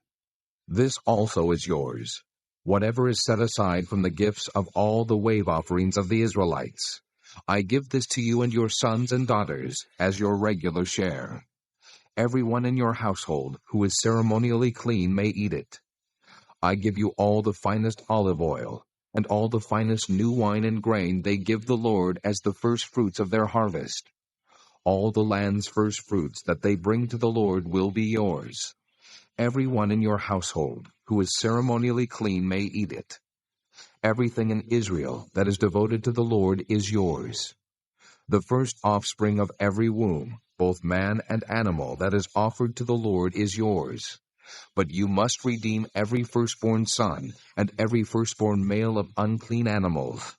When they are a month old, you must redeem them at the redemption price set at 5 shekels of silver, according to the sanctuary shekel, which weighs 20 gerahs. But you must not redeem the firstborn of an ox, a sheep, or a goat. They are holy. Sprinkle their blood on the altar, and burn their fat as an offering made by fire, an aroma pleasing to the Lord. Their meat is to be yours, just as the breast of the wave offering and the right thigh are yours. Whatever is set aside from the holy offerings the Israelites present to the Lord, I give to you and your sons and daughters as your regular share. It is an everlasting covenant of salt before the Lord for both you and your offspring. The Lord said to Aaron, You will have no inheritance in their land, nor will you have any share among them. I am your share and your inheritance among the Israelites. I give to the Levites all the tithes in Israel as their inheritance in return for the work they do while serving at the tent of meeting. From now on, the Israelites must not go near the tent of meeting, or they will bear the consequences of their sin and will die. It is the Levites who are to do the work at the tent of meeting and bear the responsibility for offenses against it. This is a lasting ordinance for the generations to come. They will receive no inheritance among the Israelites. Instead, I give to the Levites as their inheritance the tithes that the Israelites present as an offering to the Lord. That is why I said concerning them, they will have no inheritance among the Israelites. The Lord said to Moses, Speak to the Levites and say to them, When you receive from the Israelites the tithe I give you as your inheritance, you must present 1/10 of that tithe as the Lord's offering. Your offering will be reckoned to you as grain from the threshing floor or juice from the winepress. In this way, you also will present an offering to the Lord from all the tithes you receive from the Israelites. From these tithes, you must give the Lord's portion to Aaron the priest. You must present as the Lord's portion the best and holiest part of everything given to you. Say to the Levites, When you present the best part, it will be reckoned to you as the product of the threshing floor or the winepress. You and your households may eat the rest of it anywhere, for it is your wages for your work at the tent of meeting. By presenting the best part of it, you will not be guilty in this matter. Then you will not defile the holy offerings of the Israelites, and you will not die. Chapter 19. The Lord said to Moses and Aaron, This is a requirement of the law that the Lord has commanded. Tell the Israelites to bring you a red heifer, without defect or blemish, and that has never been under a yoke. Give it to Eleazar the priest. It is to be taken outside the camp and slaughtered in his presence. Then Eleazar the priest is to take some of its blood on his finger, and sprinkle it 7 times toward the front of the tent of meeting. While he watches, the heifer is to be burned, its hide, flesh, blood, and offal. The priest is to take some cedar wood, hyssop, and scarlet wool, and throw them onto the burning heifer. After that, the priest must wash his clothes and bathe himself with water. He may then come into the camp, but he will be ceremonially unclean till evening. The man who burns it must also wash his clothes and bathe with water, and he too will be unclean till evening. A man who is clean shall gather up the ashes of the heifer and put them in a ceremonially clean place outside the camp. They shall be kept by the Israelite community for use in the water of cleansing. It is for purification from sin. The man who gathers up the ashes of the heifer must also wash his clothes, and he too will be unclean till evening. This will be a lasting ordinance, both for the Israelites and for the aliens living among them. Whoever touches the dead body of anyone will be unclean for 7 days. He must purify himself with the water on the 3rd day and on the 7th day. Then he will be clean. But if he does not purify himself on the 3rd and 7th days, he will not be clean. Whoever touches the dead body of anyone and fails to purify himself defiles the Lord's tabernacle. That person must be cut off from Israel. Because the water of cleansing has not been sprinkled on him, he is unclean. His uncleanness remains on him. This is the law that applies when a person dies in a tent. Anyone who enters the tent and anyone who is in it will be unclean for 7 days. And every open container without a lid fastened on it will be unclean. Anyone out in the open who touches someone who has been killed with a sword, or someone who has died a natural death, or anyone who touches a human bone or a grave, will be unclean for 7 days. For the unclean person, put some ashes from the burnt purification offering into a jar, and pour fresh water over them. Then a man who is ceremonially clean is to take some hyssop, dip it in the water, and sprinkle the tent and all the furnishings and the people who were there. He must also sprinkle anyone who has touched a human bone or a grave, or someone who has been killed, or someone who has died a natural death. The man who is clean is to sprinkle the unclean person on the 3rd and 7th days, and on the 7th day he is to purify him. The person being cleansed must wash his clothes and bathe with water, and that evening he will be clean. But if a person who is unclean does not purify himself, he must be cut off from the community, because he has defiled the sanctuary of the Lord. The water of cleansing has not been sprinkled on him, and he is unclean. This is a lasting ordinance for them. The man who sprinkles the water of cleansing must also wash his clothes, and anyone who touches the water of cleansing will be unclean till evening. Anything that an unclean person touches becomes unclean, and anyone who touches it becomes unclean till evening. Chapter 20. In the 1st month, the whole Israelite community arrived at the desert of Zin, and they stayed at Kadesh. There Miriam died and was buried. Now there was no water for the community, and the people gathered in opposition to Moses and Aaron. They quarreled with Moses and said, If only we had died when our brothers fell dead before the Lord. Why did you bring the Lord's community into this desert, that we and our livestock should die here? Why did you bring us up out of Egypt to this terrible place? It has no grain or figs, grapevines or pomegranates, and there is no water to drink. Moses and Aaron went from the assembly to the entrance to the tent of meeting, and fell face down, and the glory of the Lord appeared to them. The Lord said to Moses, Take the staff, and you and your brother Aaron gather the assembly together. Speak to that rock before their eyes, and it will pour out its water. You will bring water out of the rock for the community, so they and their livestock can drink. So Moses took the staff from the Lord's presence, just as he commanded him. He and Aaron gathered the assembly together in front of the rock, and Moses said to them, Listen, you rebels. Must we bring you water out of this rock? Then Moses raised his arm and struck the rock twice with his staff. Water gushed out, and the community and their livestock drank. But the Lord said to Moses and Aaron, Because you did not trust in me enough to honor me as holy in the sight of the Israelites, you will not bring this community into the land I give them. These were the waters of Meribah, where the Israelites quarreled with the Lord, and where he showed himself holy among them. Moses sent messengers from Kadesh to the king of Edom, saying, This is what your brother Israel says. You know about all the hardships that have come upon us. Our forefathers went down into Egypt, and we lived there many years. The Egyptians mistreated us and our fathers.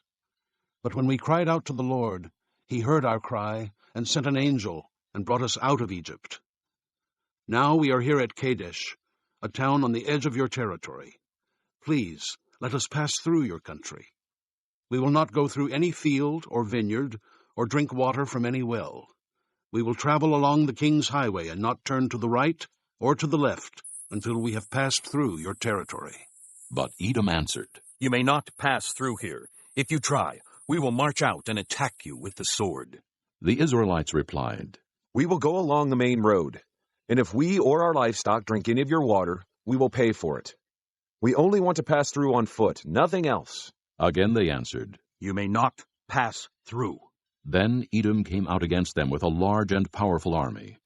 Since Edom refused to let them go through their territory, Israel turned away from them. The whole Israelite community set out from Kadesh and came to Mount Hor. At Mount Hor, near the border of Edom, the Lord said to Moses and Aaron, Aaron will be gathered to his people. He will not enter the land I give the Israelites, because both of you rebelled against my command at the waters of Meribah. Get Aaron and his son Eleazar, and take them up Mount Hor. Remove Aaron's garments, and put them on his son Eleazar. For Aaron will be gathered to his people. He will die there. Moses did as the Lord commanded. They went up Mount Hor in the sight of the whole community. Moses removed Aaron's garments and put them on his son Eleazar, and Aaron died there on top of the mountain. Then Moses and Eleazar came down from the mountain, and when the whole community learned that Aaron had died, the entire house of Israel mourned for him 30 days. Chapter 21.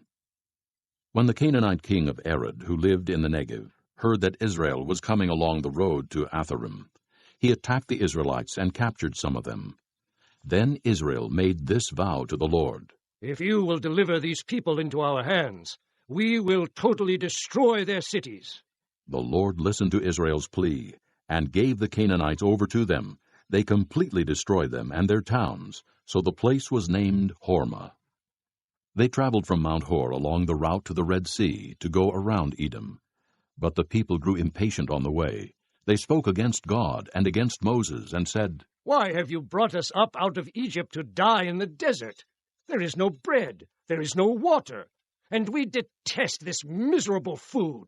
Then the Lord sent venomous snakes among them. They bit the people, and many Israelites died. The people came to Moses and said, We sinned when we spoke against the Lord and against you. Pray that the Lord will take the snakes away from us. So Moses prayed for the people. The Lord said to Moses, Make a snake, and put it up on a pole. Anyone who is bitten can look at it and live. So Moses made a bronze snake and put it up on a pole. Then when anyone was bitten by a snake and looked at the bronze snake, he lived. The Israelites moved on and camped at Oboth. Then they set out from Oboth and camped in Abarim, in the desert that faces Moab toward the sunrise. From there they moved on and camped in the Zered Valley. They set out from there and camped alongside the Arnon, which is in the desert extending into Amorite territory. The Arnon is the border of Moab, between Moab and the Amorites. That is why the book of the wars of the Lord says, Waheb in Suphah and the ravine, the Arnon and the slopes of the ravines that lead to the site of Ar, and lie along the border of Moab. From there they continued on to Beer, the well where the Lord said to Moses, Gather the people together, and I will give them water. Then Israel sang this song. Spring up, O well. Sing about it, about the well that the princes dug, that the nobles of the people sank, the nobles with scepters and staffs. Then they went from the desert to Mattanah, from Mattanah to Nahaleel, from Nahaleel to Bamoth, and from Bamoth to the valley in Moab, where the top of Pisgah overlooks the wasteland. Israel sent messengers to say to Sihon, king of the Amorites, Let us pass through your country. We will not turn aside into any field or vineyard, or drink water from any well. We will travel along the king's highway until we have passed through your territory. But Sihon would not let Israel pass through his territory. He mustered his entire army and marched out into the desert against Israel. When he reached Jahaz, he fought with Israel. Israel, however, put him to the sword and took over his land from the Arnon to the Jabbok, but only as far as the Ammonites, because their border was fortified. Israel captured all the cities of the Amorites and occupied them, including Heshbon and all its surrounding settlements. Heshbon was the city of Sihon, king of the Amorites, who had fought against the former king of Moab, and had taken from him all his land as far as the Arnon. That is why the poets say, Come to Heshbon, and let it be rebuilt. Let Sihon's city be restored. Fire went out from Heshbon, a blaze from the city of Sihon. It consumed Ar of Moab, the citizens of Arnon's heights. Woe to you, O Moab! You are destroyed, O people of Chemosh. He has given up his sons as fugitives, and his daughters as captives, to Sihon, king of the Amorites. But we have overthrown them. Heshbon is destroyed all the way to Dibon. We have demolished them as far as Nophah, which extends to Medeba. So Israel settled in the land of the Amorites. After Moses had sent spies to Jazer, the Israelites captured its surrounding settlements and drove out the Amorites who were there. Then they turned and went up along the road toward Bashan, and Og, king of Bashan, and his whole army marched out to meet them in battle at Edrei. The Lord said to Moses, Do not be afraid of him, for I have handed him over to you with his whole army and his land. Do to him what you did to Sihon, king of the Amorites, who reigned in Heshbon. So they struck him down, together with his sons and his whole army, leaving them no survivors, and they took possession of his land. Chapter 22. Then the Israelites traveled to the plains of Moab and camped along the Jordan across from Jericho. Now Balak, son of Zippor, saw all that Israel had done to the Amorites, and Moab was terrified, because there were so many people. Indeed, Moab was filled with dread because of the Israelites. The Moabites said to the elders of Midian, This horde is going to lick up everything around us, as an ox licks up the grass of the field. So Balak, son of Zippor, who was king of Moab at that time, sent messengers to summon Balaam, son of Beor, who was at Pethor near the river in his native land. Balak said, A people has come out of Egypt. They cover the face of the land and have settled next to me. Now come and put a curse on these people, because they are too powerful for me. Perhaps then I will be able to defeat them and drive them out of the country. For I know that those you bless are blessed, and those you curse are cursed. The elders of Moab and Midian left, taking with them the fee for divination. When they came to Balaam, they told him what Balak had said. Spend the night here, Balaam said to them, and I will bring you back the answer the Lord gives me. So the Moabite princes stayed with him. God came to Balaam and asked, Who are these men with you? Balaam said to God, Balak, son of Zippor, king of Moab, sent me this message. A people that has come out of Egypt covers the face of the land. Now come and put a curse on them for me. Perhaps then I will be able to fight them and drive them away. But God said to Balaam, Do not go with them. You must not put a curse on those people, because they are blessed. The next morning Balaam got up and said to Balak's princes, Go back to your own country, for the Lord has refused to let me go with you. So the Moabite princes returned to Balak and said, Balaam refused to come with us. Then Balak sent other princes, more numerous and more distinguished than the first. They came to Balaam and said, This is what Balak son of Zippor says. Do not let anything keep you from coming to me, because I will reward you handsomely and do whatever you say. Come and put a curse on these people for me. But Balaam answered them, Even if Balak gave me his palace filled with silver and gold, I could not do anything great or small to go beyond the command of the Lord my God. Now stay here tonight as the others did, and I will find out what else the Lord will tell me. That night God came to Balaam and said, Since these men have come to summon you, go with them, but do only what I tell you. Balaam got up in the morning, saddled his donkey, and went with the princes of Moab. But God was very angry when he went, and the angel of the Lord stood in the road to oppose him. Balaam was riding on his donkey, and his 2 servants were with him. When the donkey saw the angel of the Lord standing in the road with a drawn sword in his hand, she turned off the road into a field. Balaam beat her to get her back on the road. Then the angel of the Lord stood in a narrow path between 2 vineyards, with walls on both sides. When the donkey saw the angel of the Lord, she pressed close to the wall, crushing Balaam's foot against it, so he beat her again. Then the angel of the Lord moved on ahead, and stood in a narrow place where there was no room to turn, either to the right or to the left. When the donkey saw the angel of the Lord, she lay down under Balaam, and he was angry and beat her with his staff. Then the Lord opened the donkey's mouth, and she said to Balaam, What have I done to you to make you beat me these 3 times? Balaam answered the donkey, You have made a fool of me. If I had a sword in my hand, I would kill you right now. The donkey said to Balaam, Am I not your own donkey, which you have always ridden to this day? Have I been in the habit of doing this to you? No, he said. Then the Lord opened Balaam's eyes, and he saw the angel of the Lord standing in the road, with his sword drawn. So he bowed low and fell face down. The angel of the Lord asked him, Why have you beaten your donkey these 3 times? I have come here to oppose you, because your path is a reckless one before me. The donkey saw me and turned away from me these 3 times.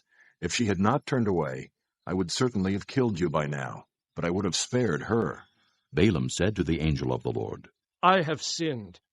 I did not realize you were standing in the road to oppose me. Now, if you are displeased, I will go back. The angel of the Lord said to Balaam, Go with the men, but speak only what I tell you. So Balaam went with the princes of Balak. When Balak heard that Balaam was coming, he went out to meet him at the Moabite town on the Arnon border, at the edge of his territory. Balak said to Balaam, Did I not send you an urgent summons? Why didn't you come to me? Am I really not able to reward you? Well, I have come to you now. Balaam replied, But can I say just anything? I must speak only what God puts in my mouth. Then Balaam went with Balak to Kiriath-Huzoth. Balak sacrificed cattle and sheep, and gave some to Balaam and the princes who were with him. The next morning Balak took Balaam up to Bamoth-Baal, and from there he saw part of the people. Chapter 23. Balaam said, Build me 7 altars here, and prepare 7 bulls and 7 rams for me. Balak did as Balaam said, and the 2 of them offered a bull and a ram on each altar. Then Balaam said to Balak, Stay here beside your offering while I go aside. Perhaps the Lord will come to meet with me. Whatever he reveals to me, I will tell you. Then he went off to a barren height.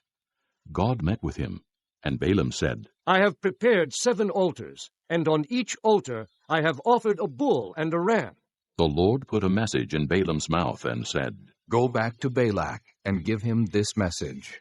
So he went back to him and found him standing beside his offering with all the princes of Moab. Then Balaam uttered his oracle. Balak brought me from Aram, the king of Moab from the eastern mountains. Come, he said, curse Jacob for me. Come, denounce Israel. How can I curse those whom God has not cursed?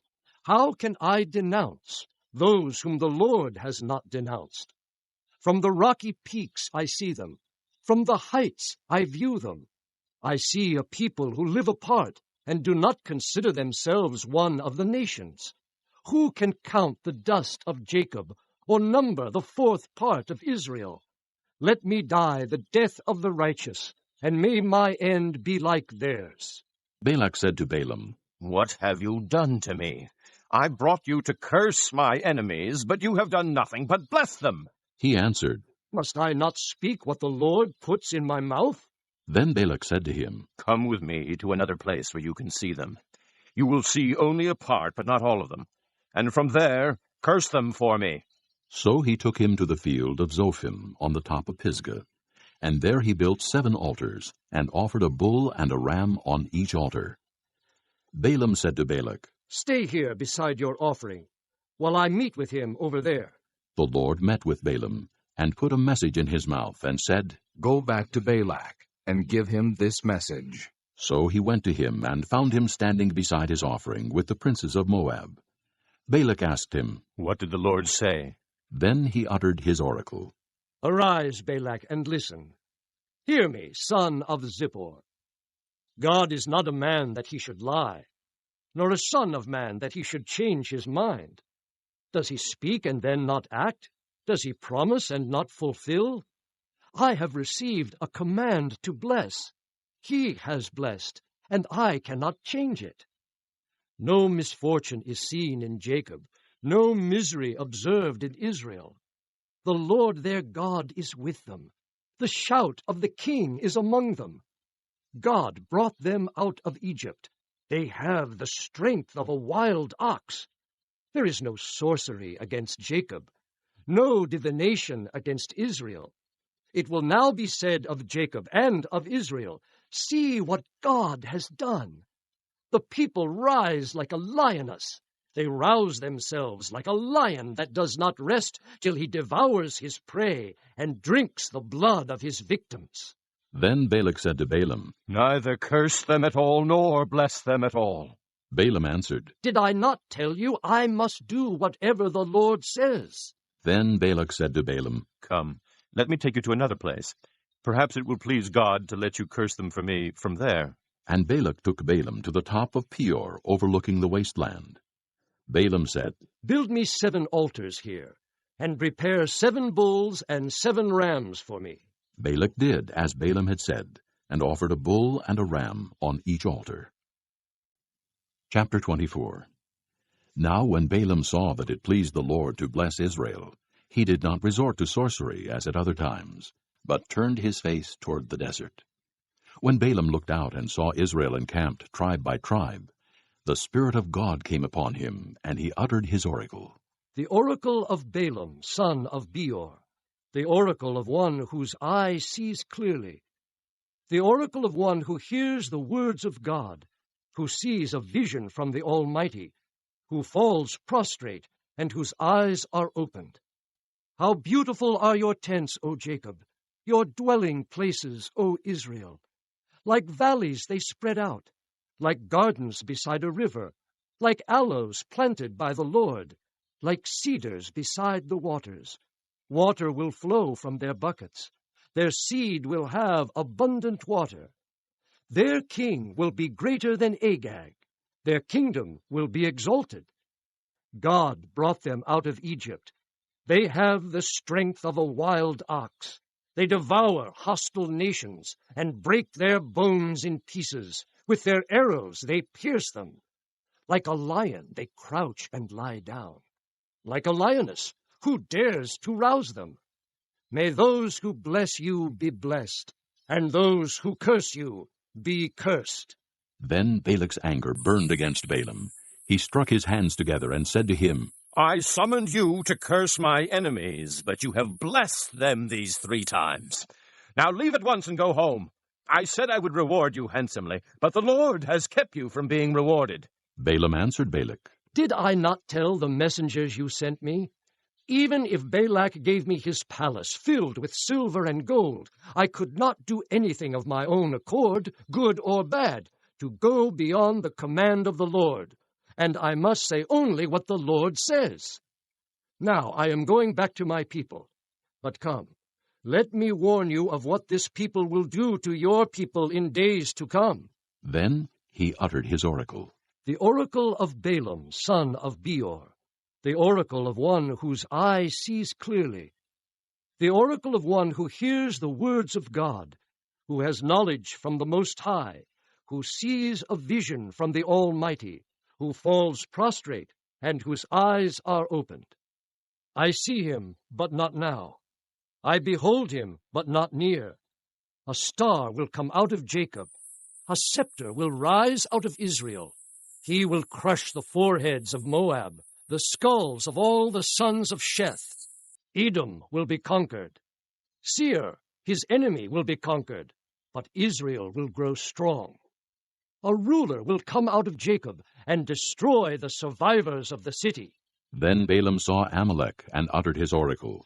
Amalek was first among the nations, but he will come to ruin at last. Then he saw the Kenites and uttered his oracle. Your dwelling place is secure. Your nest is set in a rock.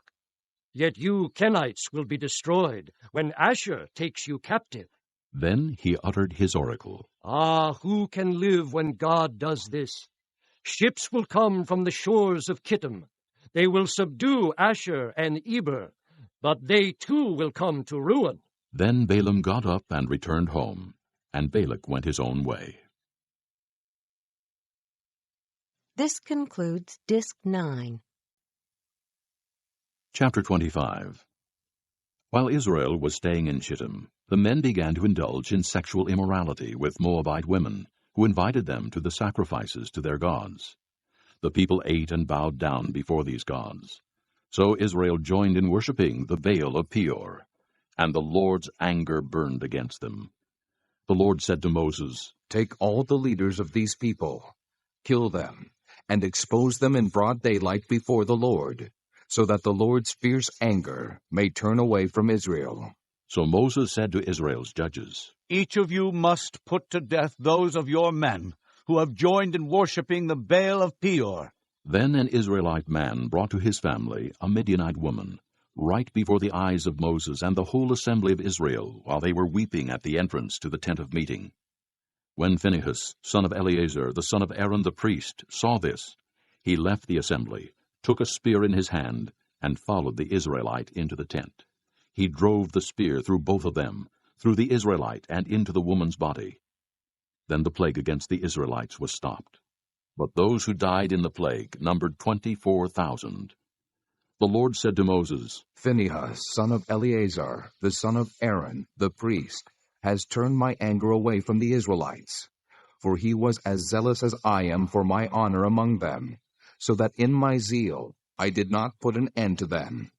Therefore tell him I am making my covenant of peace with him. He and his descendants will have a covenant of a lasting priesthood, because he was zealous for the honor of his God and made atonement for the Israelites." The name of the Israelite who was killed with the Midianite woman was Zimri, son of Salu, the leader of a Simeonite family. And the name of the Midianite woman who was put to death was Cosbi, daughter of Zur, a tribal chief of a Midianite family. The Lord said to Moses, "Treat the Midianites as enemies and kill them, because they treated you as enemies when they deceived you in the affair of Peor and their sister Cosbi, the daughter of a Midianite leader, the woman who was killed when the plague came as a result of Peor." Chapter 26. After the plague, the Lord said to Moses and Eleazar, son of Aaron the priest, "Take a census of the whole Israelite community by families, all those 20 years old or more who are able to serve in the army of Israel." So on the plains of Moab, by the Jordan, across from Jericho, Moses and Eleazar the priest spoke with them and said, "Take a census of the men 20 years old or more, as the Lord commanded Moses." These were the Israelites who came out of Egypt. The descendants of Reuben, the firstborn son of Israel, were through Hanok, the Hanokite clan; through Palu, the Paluite clan; through Hezron, the Hezronite clan; through Carmi, the Carmite clan. These were the clans of Reuben. Those numbered were 43,730. The son of Palu was Eliab, and the sons of Eliab were Nemuel, Dathan, and Abiram. The same Dathan and Abiram were the community officials who rebelled against Moses and Aaron, and were among Korah's followers when they rebelled against the Lord. The earth opened its mouth and swallowed them along with Korah, whose followers died when the fire devoured the 250 men. And they served as a warning sign. The line of Korah, however, did not die out. The descendants of Simeon by their clans were through Nemuel, the Nemuelite clan, through Jamin, the Jaminite clan, through Jachin, the Jachinite clan, through Zerah, the Zerahite clan, through Shaul, the Shaulite clan. These were the clans of Simeon. There were 22,200 men. The descendants of Gad by their clans were through Zephon, the Zephonite clan, through Haggi, the Haggite clan, through Shunai, the Shunite clan, through Ozni, the Oznite clan, through Eri, the Erite clan, through Eridai, the Eridite clan, through Areli, the Arelite clan. These were the clans of Gad. Those numbered were 40,500. And Onan were sons of Judah, but they died in Canaan. The descendants of Judah by their clans were through Shelah, the Shilonite clan, through Perez, the Perizzite clan, through Zerah, the Zerahite clan. The descendants of Perez were through Hezron, the Hezronite clan, through Hamul, the Hamelite clan. These were the clans of Judah. Those numbered were 76,500.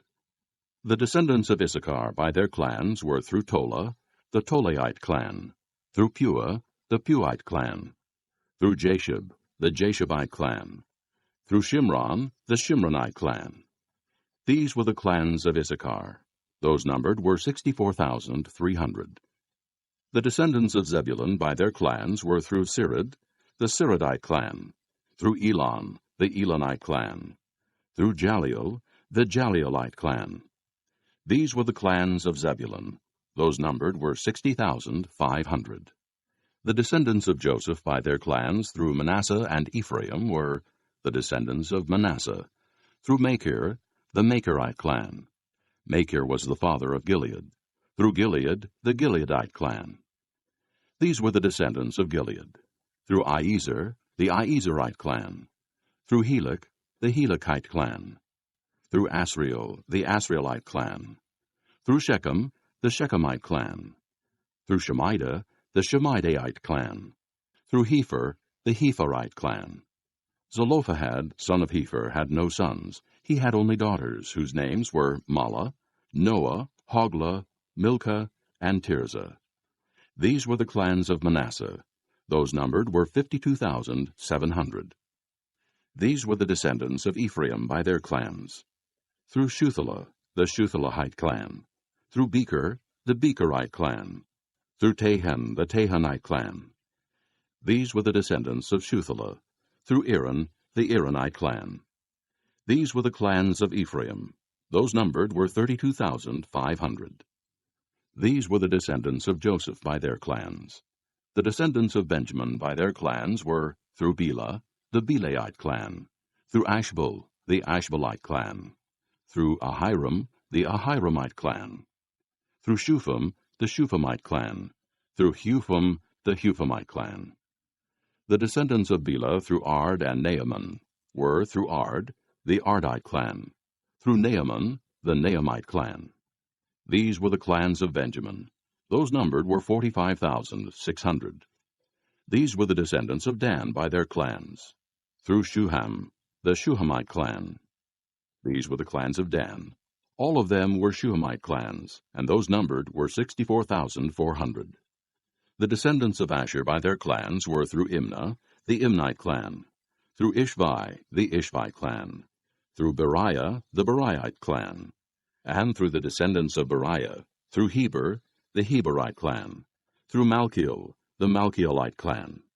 Asher had a daughter named Sirah. These were the clans of Asher. Those numbered were 53,400. The descendants of Naphtali by their clans were through Jaziel, the Jazielite clan, through Guni, the Gunite clan, through Jezer, the Jezerite clan, through Shillem, the Shillemite clan. These were the clans of Naphtali. Those numbered were 45,400. The total number of the men of Israel was 601,730. The Lord said to Moses, The land is to be allotted to them as an inheritance based on the number of names. To a larger group, give a larger inheritance, and to a smaller group, a smaller one. Each is to receive its inheritance according to the number of those listed. Be sure that the land is distributed by lot. What each group inherits will be according to the names for its ancestral tribe. Each inheritance is to be distributed by lot among the larger and smaller groups. These were the Levites who were counted by their clans. Through Gershon, the Gershonite clan. Through Kohath, the Kohathite clan. Through Merari, the Merarite clan. These also were Levite clans: the Libnite clan, the Hebronite clan, the Malite clan, the Mushite clan, the Korahite clan. Kohath was the forefather of Amram. The name of Amram's wife was Jochebed, a descendant of Levi, who was born to the Levites in Egypt. To Amram she bore Aaron, Moses, and their sister Miriam. Aaron was the father of Nadab and Abihu, Eleazar and Ithamar. But Nadab and Abihu died when they made an offering before the Lord with unauthorized fire. All the male Levites a month old or more numbered 23,000. They were not counted along with the other Israelites, because they received no inheritance among them. These are the ones counted by Moses and Eleazar the priest, when they counted the Israelites on the plains of Moab by the Jordan across from Jericho. Not one of them was among those counted by Moses and Aaron the priest, when they counted the Israelites in the desert of Sinai. For the Lord had told those Israelites they would surely die in the desert, and not one of them was left, except Caleb, son of Jephunneh, and Joshua, son of Nun. Chapter 27. The daughters of Zelophehad, son of Hepher, the son of Gilead, the son of Machir, the son of Manasseh, belonged to the clans of Manasseh, son of Joseph.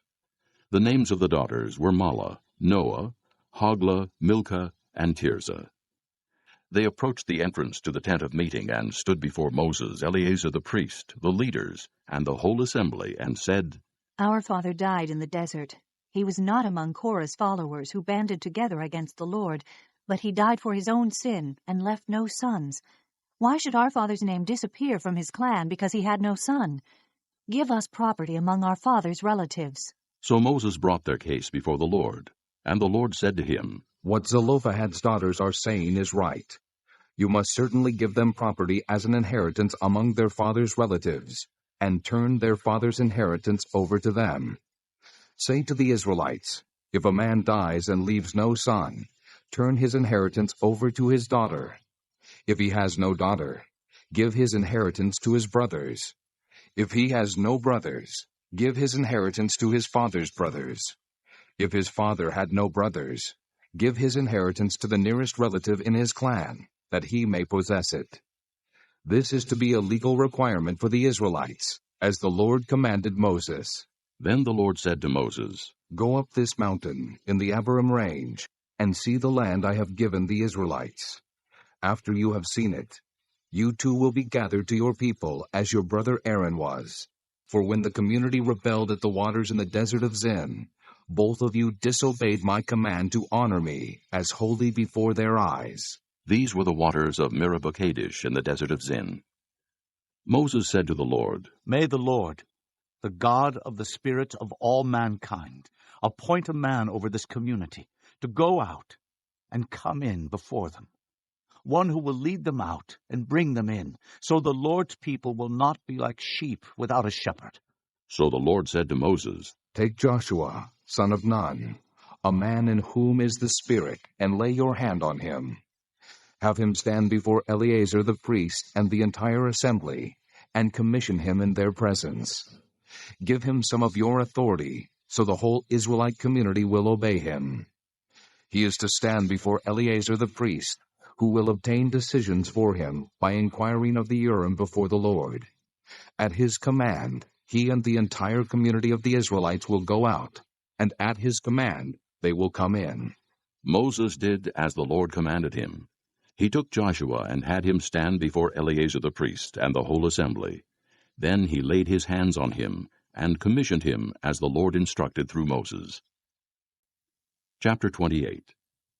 The Lord said to Moses, Give this command to the Israelites, and say to them, See that you present to me at the appointed time the food for my offerings made by fire, as an aroma pleasing to me. Say to them, This is the offering made by fire, that you are to present to the Lord, 2 lambs, a year old without defect, as a regular burnt offering each day. Prepare 1 lamb in the morning, and the other at twilight, together with a grain offering of 1/10 of an ephah of fine flour mixed with 1/4 of a hin of oil from pressed olives. This is the regular burnt offering instituted at Mount Sinai, as a pleasing aroma, an offering made to the Lord by fire. The accompanying drink offering is to be 1/4 of a hin of fermented drink with each lamb. Pour out the drink offering to the Lord at the sanctuary. Prepare the 2nd lamb at twilight, along with the same kind of grain offering and drink offering that you prepare in the morning. This is an offering made by fire, an aroma pleasing to the Lord. On the Sabbath day, make an offering of 2 lambs a year old without defect, together with its drink offering and a grain offering of 2/10 of an ephah of fine flour mixed with oil. This is the burnt offering for every Sabbath, in addition to the regular burnt offering and its drink offering. On the 1st of every month, present to the Lord a burnt offering of 2 young bulls, 1 ram, and 7 male lambs a year old, all without defect. With each bull, there is to be a grain offering of 3/10 of an ephah of fine flour mixed with oil. With the ram, a grain offering of 2/10 of an ephah of fine flour mixed with oil. And with each lamb, a grain offering of 1/10 of an ephah of fine flour mixed with oil. This is for a burnt offering, a pleasing aroma, an offering made to the Lord by fire. With each bull there is to be a drink offering of 1/2 a hin of wine, with the ram 1/3 of a hin, and with each lamb 1/4 of a hin. This is the monthly burnt offering to be made at each new moon during the year. Besides the regular burnt offering with its drink offering, 1 male goat is to be presented to the Lord as a sin offering. On the 14th day of the 1st month the Lord's Passover is to be held. On the 15th day of this month there is to be a festival. For 7 days eat bread made without yeast. On the 1st day hold a sacred assembly and do no regular work. Present to the Lord an offering made by fire, a burnt offering of 2 young bulls, 1 ram, and 7 male lambs, a year old, all without defect. With each bull prepare a grain offering of 3/10 of an ephah of fine flour mixed with oil. With the ram, 2/10, and with each of the 7 lambs, 1/10. Include 1 male goat as a sin offering to make atonement for you. Prepare these in addition to the regular morning burnt offering. In this way, prepare the food for the offering made by fire every day for 7 days, as an aroma pleasing to the Lord. It is to be prepared in addition to the regular burnt offering and its drink offering. On the 7th day hold a sacred assembly, and do no regular work.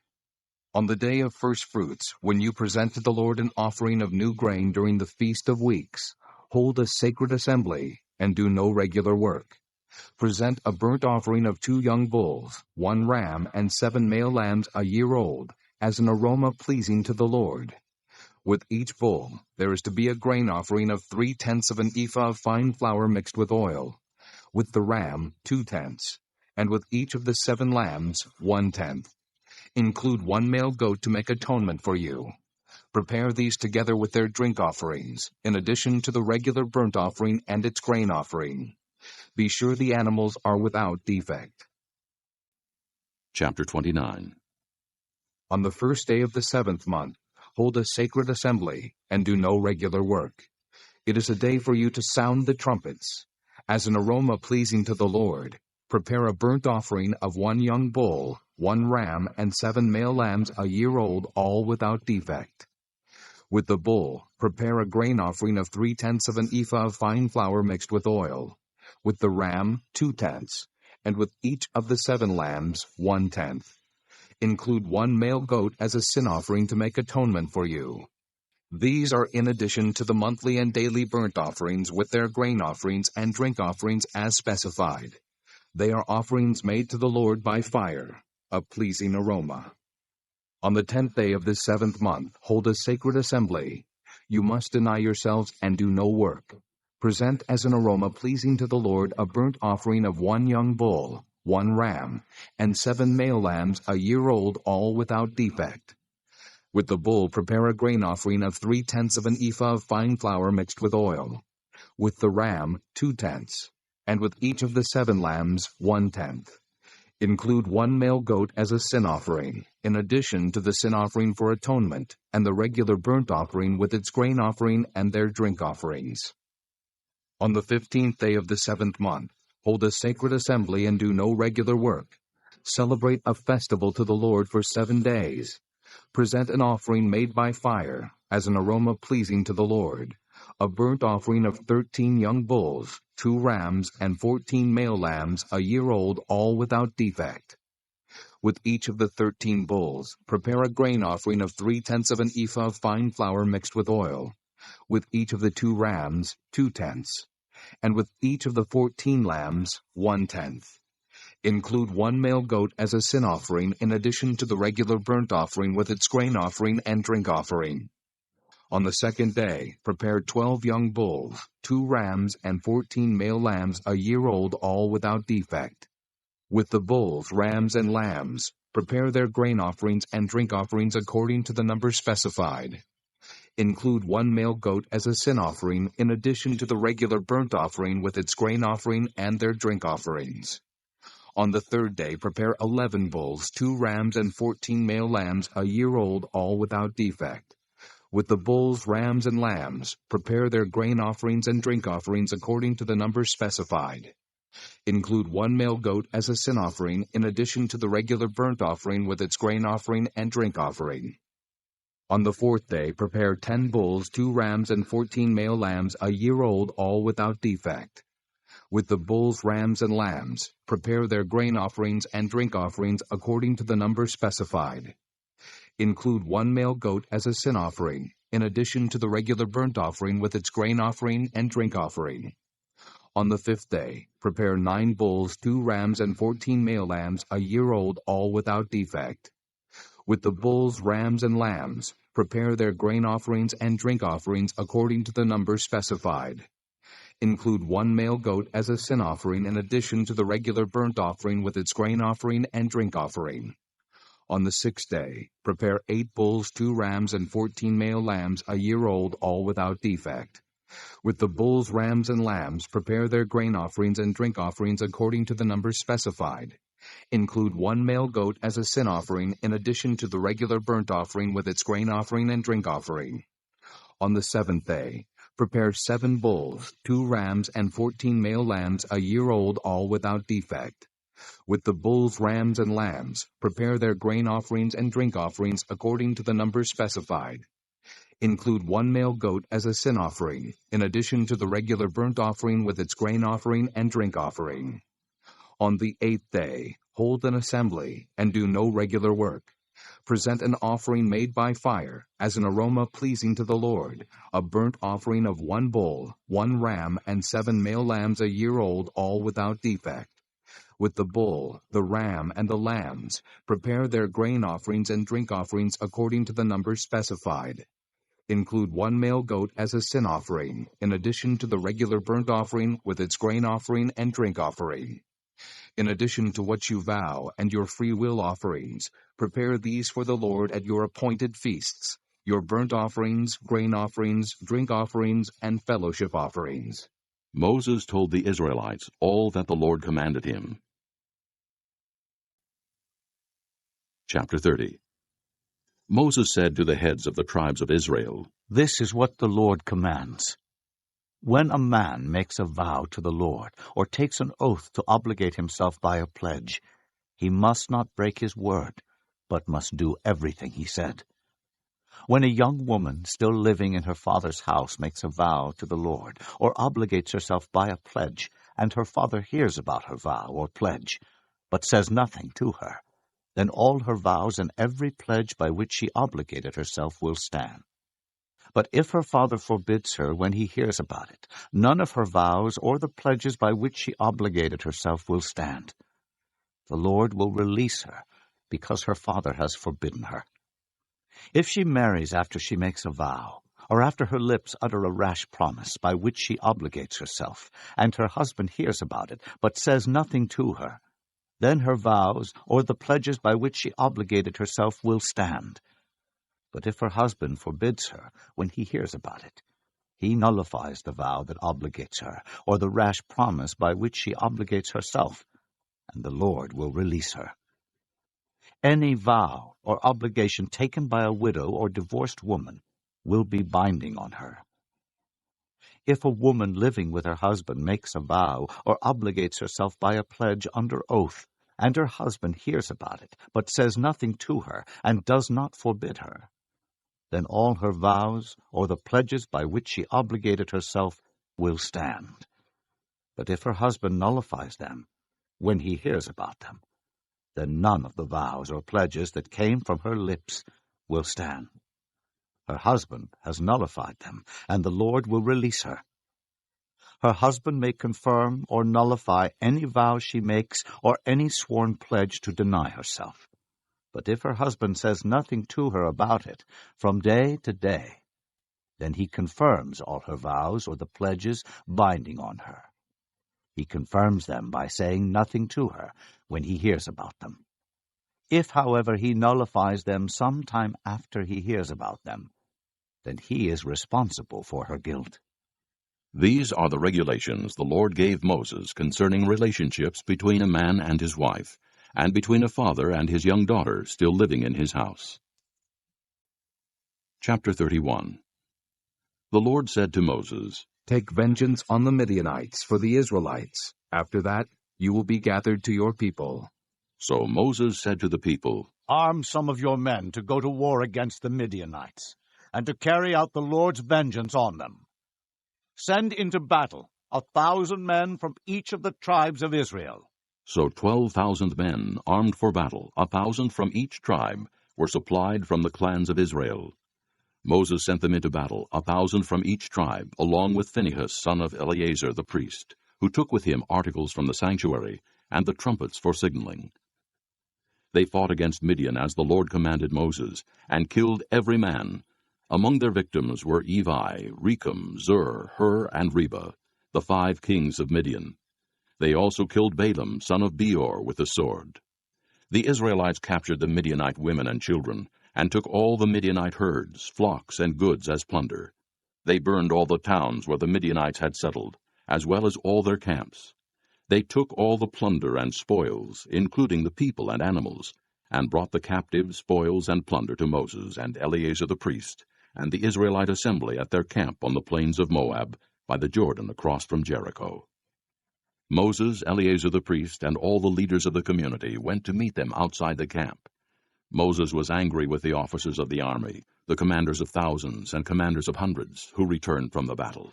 Have you allowed all the women to live? He asked them. They were the ones who followed Balaam's advice, and were the means of turning the Israelites away from the Lord in what happened at Peor, so that a plague struck the Lord's people. Now kill all the boys, and kill every woman who has slept with a man, but save for yourselves every girl who has never slept with a man. All of you who have killed anyone or touched anyone who was killed must stay outside the camp 7 days. On the 3rd and 7th days, you must purify yourselves and your captives. Purify every garment as well as everything made of leather, goat hair, or wood. Then Eleazar the priest said to the soldiers who had gone into battle, This is the requirement of the law that the Lord gave Moses. Gold, silver, bronze, iron, tin, lead, and anything else that can withstand fire must be put through the fire, and then it will be clean. But it must also be purified with the water of cleansing, and whatever cannot withstand fire must be put through that water. On the 7th day wash your clothes, and you will be clean. Then you may come into the camp.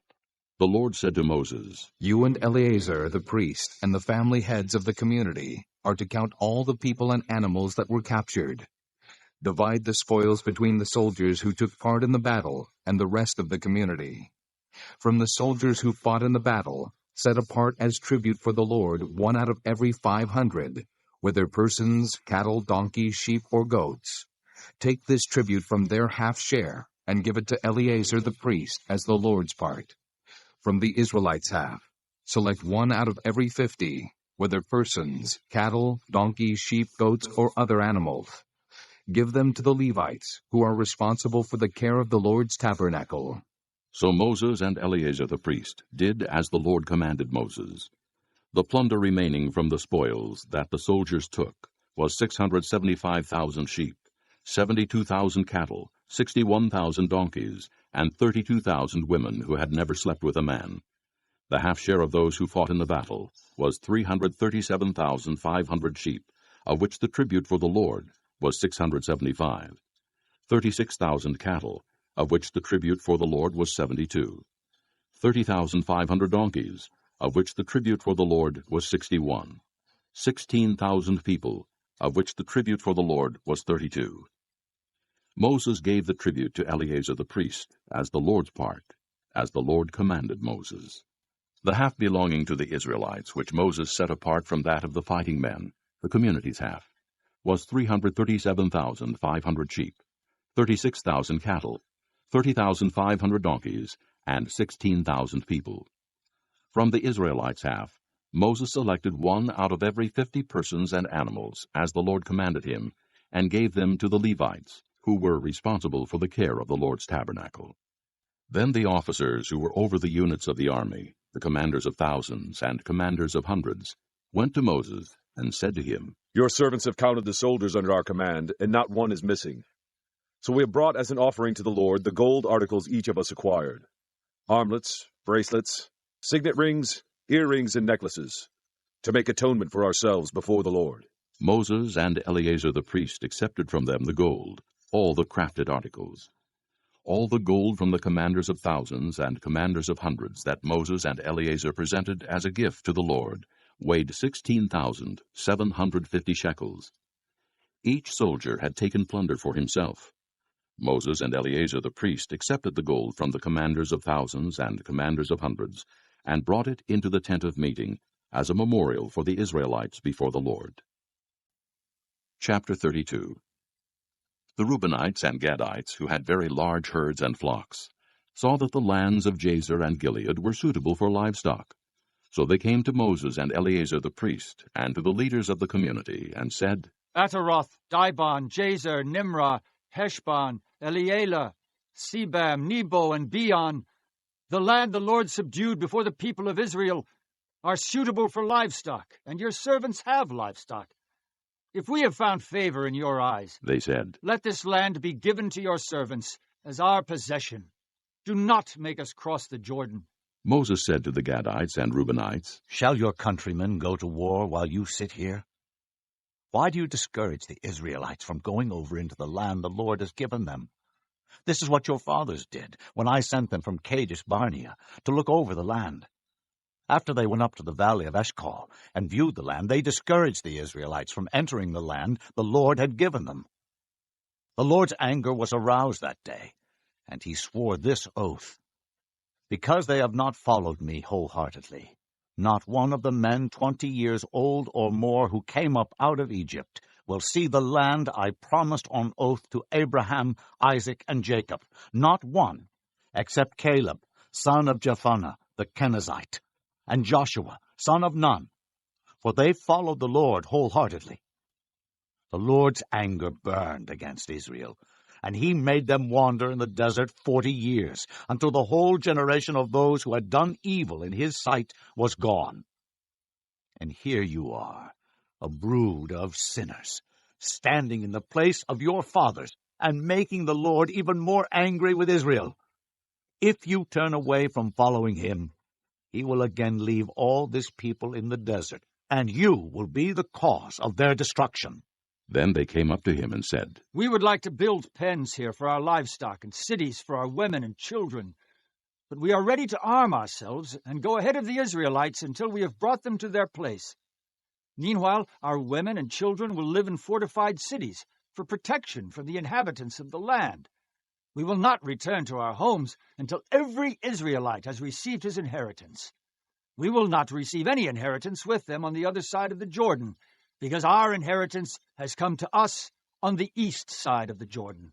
Then Moses said to them, If you will do this, if you will arm yourselves before the Lord for battle, and if all of you will go armed over the Jordan before the Lord until he has driven his enemies out before him, then, when the land is subdued before the Lord, you may return and be free from your obligation to the Lord and to Israel. And this land will be your possession before the Lord. But if you fail to do this, you will be sinning against the Lord, and you may be sure that your sin will find you out. Build cities for your women and children, and pens for your flocks, but do what you have promised." The Gadites and Reubenites said to Moses, "We, your servants, will do as our Lord commands. Our children and wives, our flocks and herds will remain here in the cities of Gilead.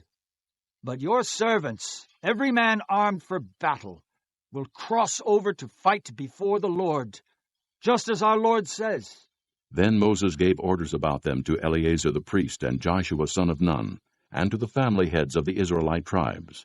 He said to them, "If the Gadites and Reubenites, every man armed for battle, cross over the Jordan with you before the Lord, then when the land is subdued before you, give them the land of Gilead as their possession.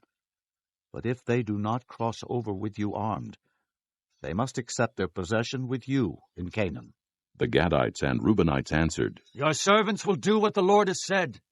We will cross over before the Lord into Canaan armed, but the property we inherit will be on this side of the Jordan." Then Moses gave to the Gadites, the Reubenites, and the half-tribe of Manasseh, son of Joseph, the kingdom of Sihon, king of the Amorites, and the kingdom of Og, king of Bashan, the whole land with its cities and the territory around them. The Gadites built up Dibon, Ataroth, Aror, Atrath-shophan, Jazer, Jogbehah, Beth-nimrah, and Beth-haran as fortified cities, and built pens for their flocks. And the Reubenites rebuilt Heshbon, Elealeh, and Kiriathaim, as well as Nebo and Baal-meon, these names were changed, and Sibmah. They gave names to the cities they rebuilt. The descendants of Machir, son of Manasseh, went to Gilead, captured it, and drove out the Amorites who were there. So Moses gave Gilead to the Machirites, the descendants of Manasseh, and they settled there. Jair, a descendant of Manasseh, captured their settlements, and called them Havoth-Jair. And Noba captured Kenath and its surrounding settlements, and called it Noba after himself. Chapter 33. Here are the stages in the journey of the Israelites when they came out of Egypt by divisions under the leadership of Moses and Aaron. At the Lord's command, Moses recorded the stages in their journey. This is their journey by stages. The Israelites set out from Ramesses on the 15th day of the first month, the day after the Passover. They marched out boldly in full view of all the Egyptians, who were burying all their firstborn, whom the Lord had struck down among them, for the Lord had brought judgment on their gods. The Israelites left Ramesses and camped at Succoth. They left Succoth and camped at Etham on the edge of the desert. They left Etham, turned back to Pihahiroth, to the east of Baal-zephon, and camped near Migdol. They left Pihahiroth and passed through the sea into the desert, and when they had traveled for 3 days in the desert of Etham, they camped at Merah. They left Merah and went to Elim, where there were 12 springs and 70 palm trees, and they camped there. They left Elim and camped by the Red Sea. They left the Red Sea and camped in the desert of Sin. They left the desert of Sin and camped at Dophkah. They left Dophkah and camped at Alush. They left Alush and camped at Rephidim, where there was no water for the people to drink. They left Rephidim and camped in the desert of Sinai. They left the desert of Sinai and camped at Kibroth-Hattaavah. They left Kibroth-Hattaavah and camped at Hazeroth. They left Hazeroth and camped at Rithmah. They left Rithmah and camped at Rimmon-Perez. They left Rimmon-Perez and camped at Libnah. They left Libnah and camped at Rissah. They left Rissah and camped at Kehelatha. They left Kehelatha and camped at Mount Shepher. They left Mount Shepher and camped at Harada. They left Harada and camped at Makheloth. They left Makheloth and camped at Tahath. They left Tahath and camped at Terah. They left Terah and camped at Mithkah. They left Mithkah and camped at Hashmonah. They left Hashmonah and camped at Moseroth. They left Moseroth and camped at Beni-Jaakon. They left Beni-Jaakon and camped at Horhagidgad. They left Horhagidgad and camped at Jotbathah.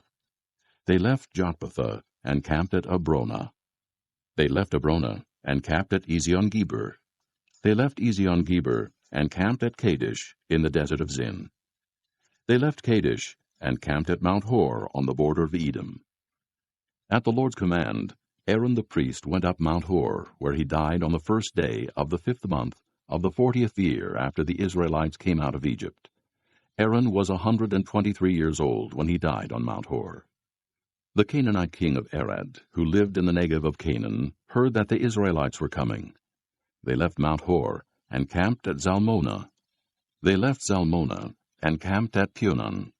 They left Punon, and camped at Oboth.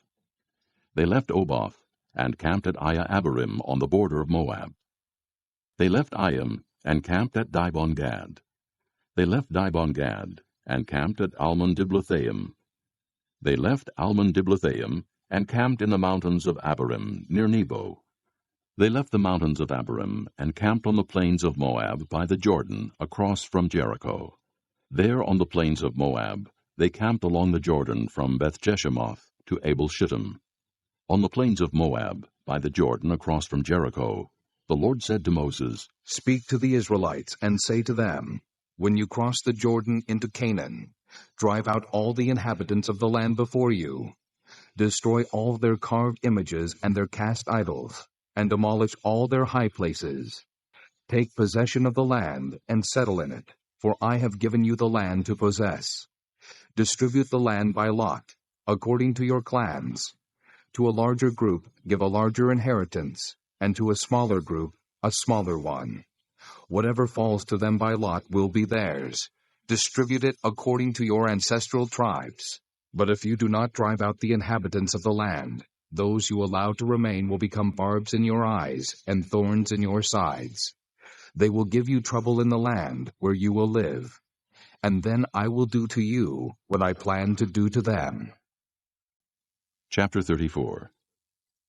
The Lord said to Moses, "Command the Israelites, and say to them, when you enter Canaan, the land that will be allotted to you as an inheritance will have these boundaries.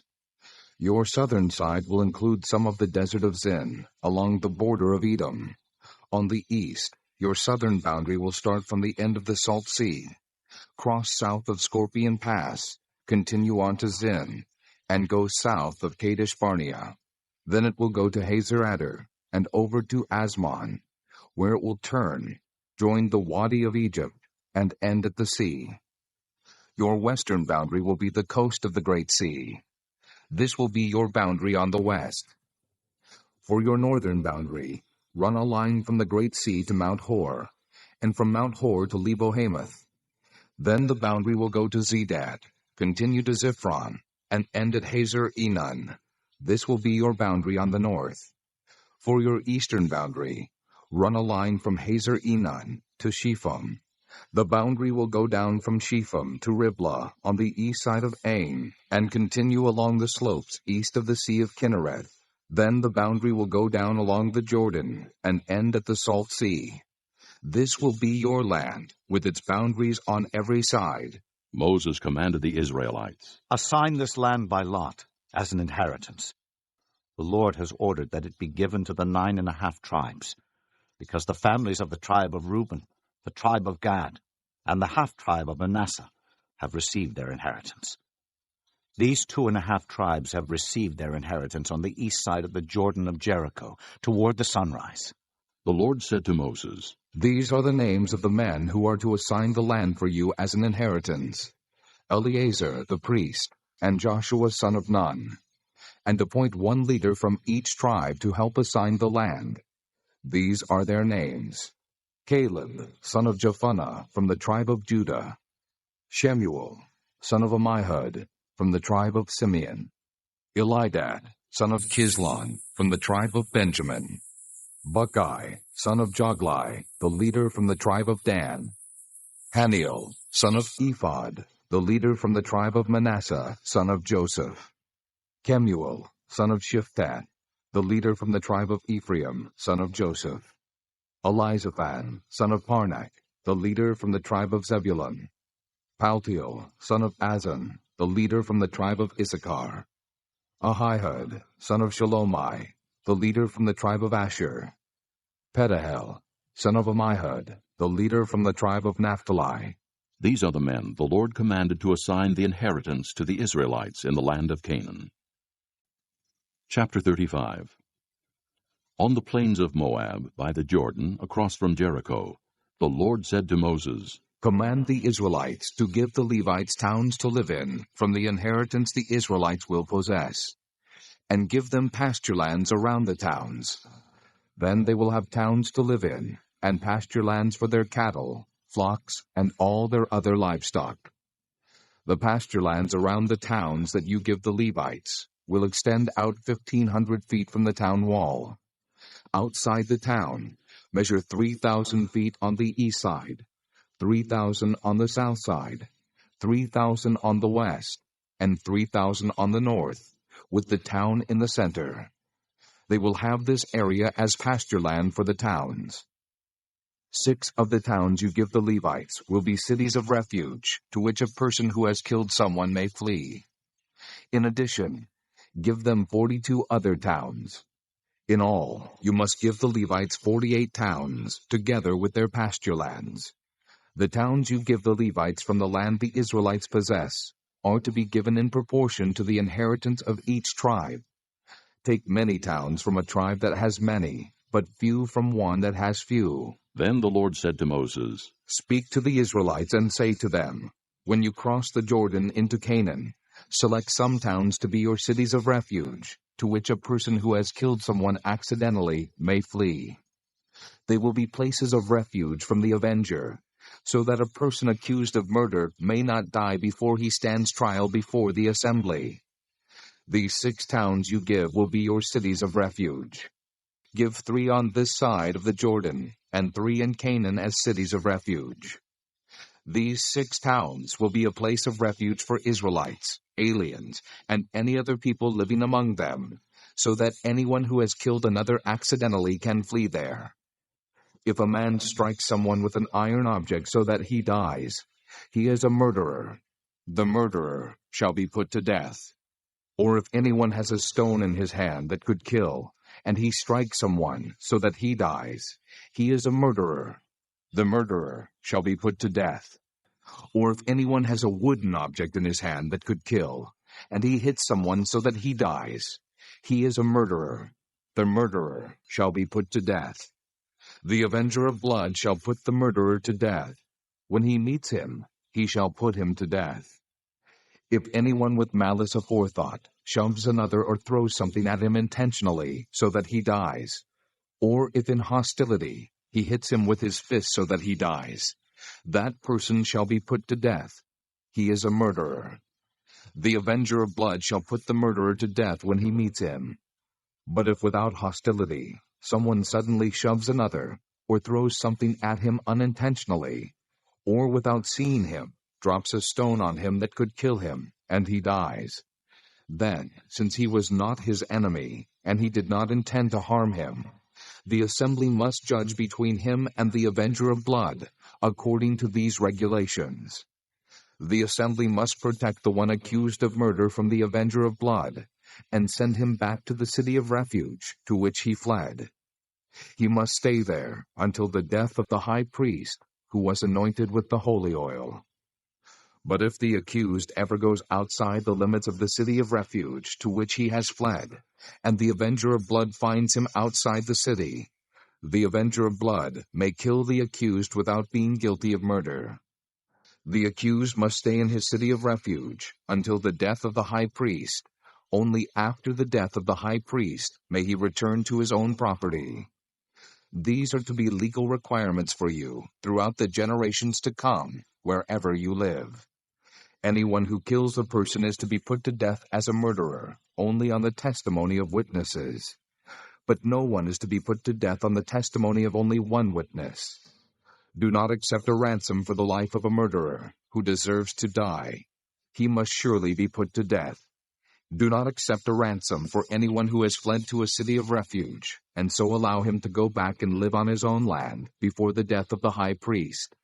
Do not pollute the land where you are. Bloodshed pollutes the land, and atonement cannot be made for the land on which blood has been shed. except by the blood of the one who shed it. Do not defile the land where you live, and where I dwell, for I, the Lord, dwell among the Israelites. Chapter 36. The family heads of the clan of Gilead, son of Machir, the son of Manasseh, who were from the clans of the descendants of Joseph, came and spoke before Moses and the leaders, the heads of the Israelite families. They said, When the Lord commanded my Lord to give the land as an inheritance to the Israelites by lot, he ordered you to give the inheritance of our brother Zelophehad to his daughters. Now, suppose they marry men from other Israelite tribes. Then their inheritance will be taken from our ancestral inheritance and added to that of the tribe they marry into. And so, part of the inheritance allotted to us will be taken away. When the year of Jubilee for the Israelites comes, their inheritance will be added to that of the tribe into which they marry, and their property will be taken from the tribal inheritance of our forefathers. Then at the Lord's command, Moses gave this order to the Israelites. What the tribe of the descendants of Joseph is saying is right. This is what the Lord commands for Zelophehad's daughters. They may marry anyone they please, as long as they marry within the tribal clan of their father. No inheritance in Israel is to pass from tribe to tribe, for every Israelite shall keep the tribal land inherited from his forefathers. Every daughter who inherits land in any Israelite tribe must marry someone in her father's tribal clan, so that every Israelite will possess the inheritance of his fathers. No inheritance may pass from tribe to tribe, for each Israelite tribe is to keep the land it inherits. So Zelophehad's daughters did as the Lord commanded Moses. Zelophehad's daughters, Mahlah, Tirzah, Hoglah, Milcah, and Noah, married their cousins on their father's side. They married within the clans of the descendants of Manasseh, son of Joseph, and their inheritance remained in their father's clan and tribe. These are the commands and regulations the Lord gave through Moses to the Israelites on the plains of Moab by the Jordan, across from Jericho.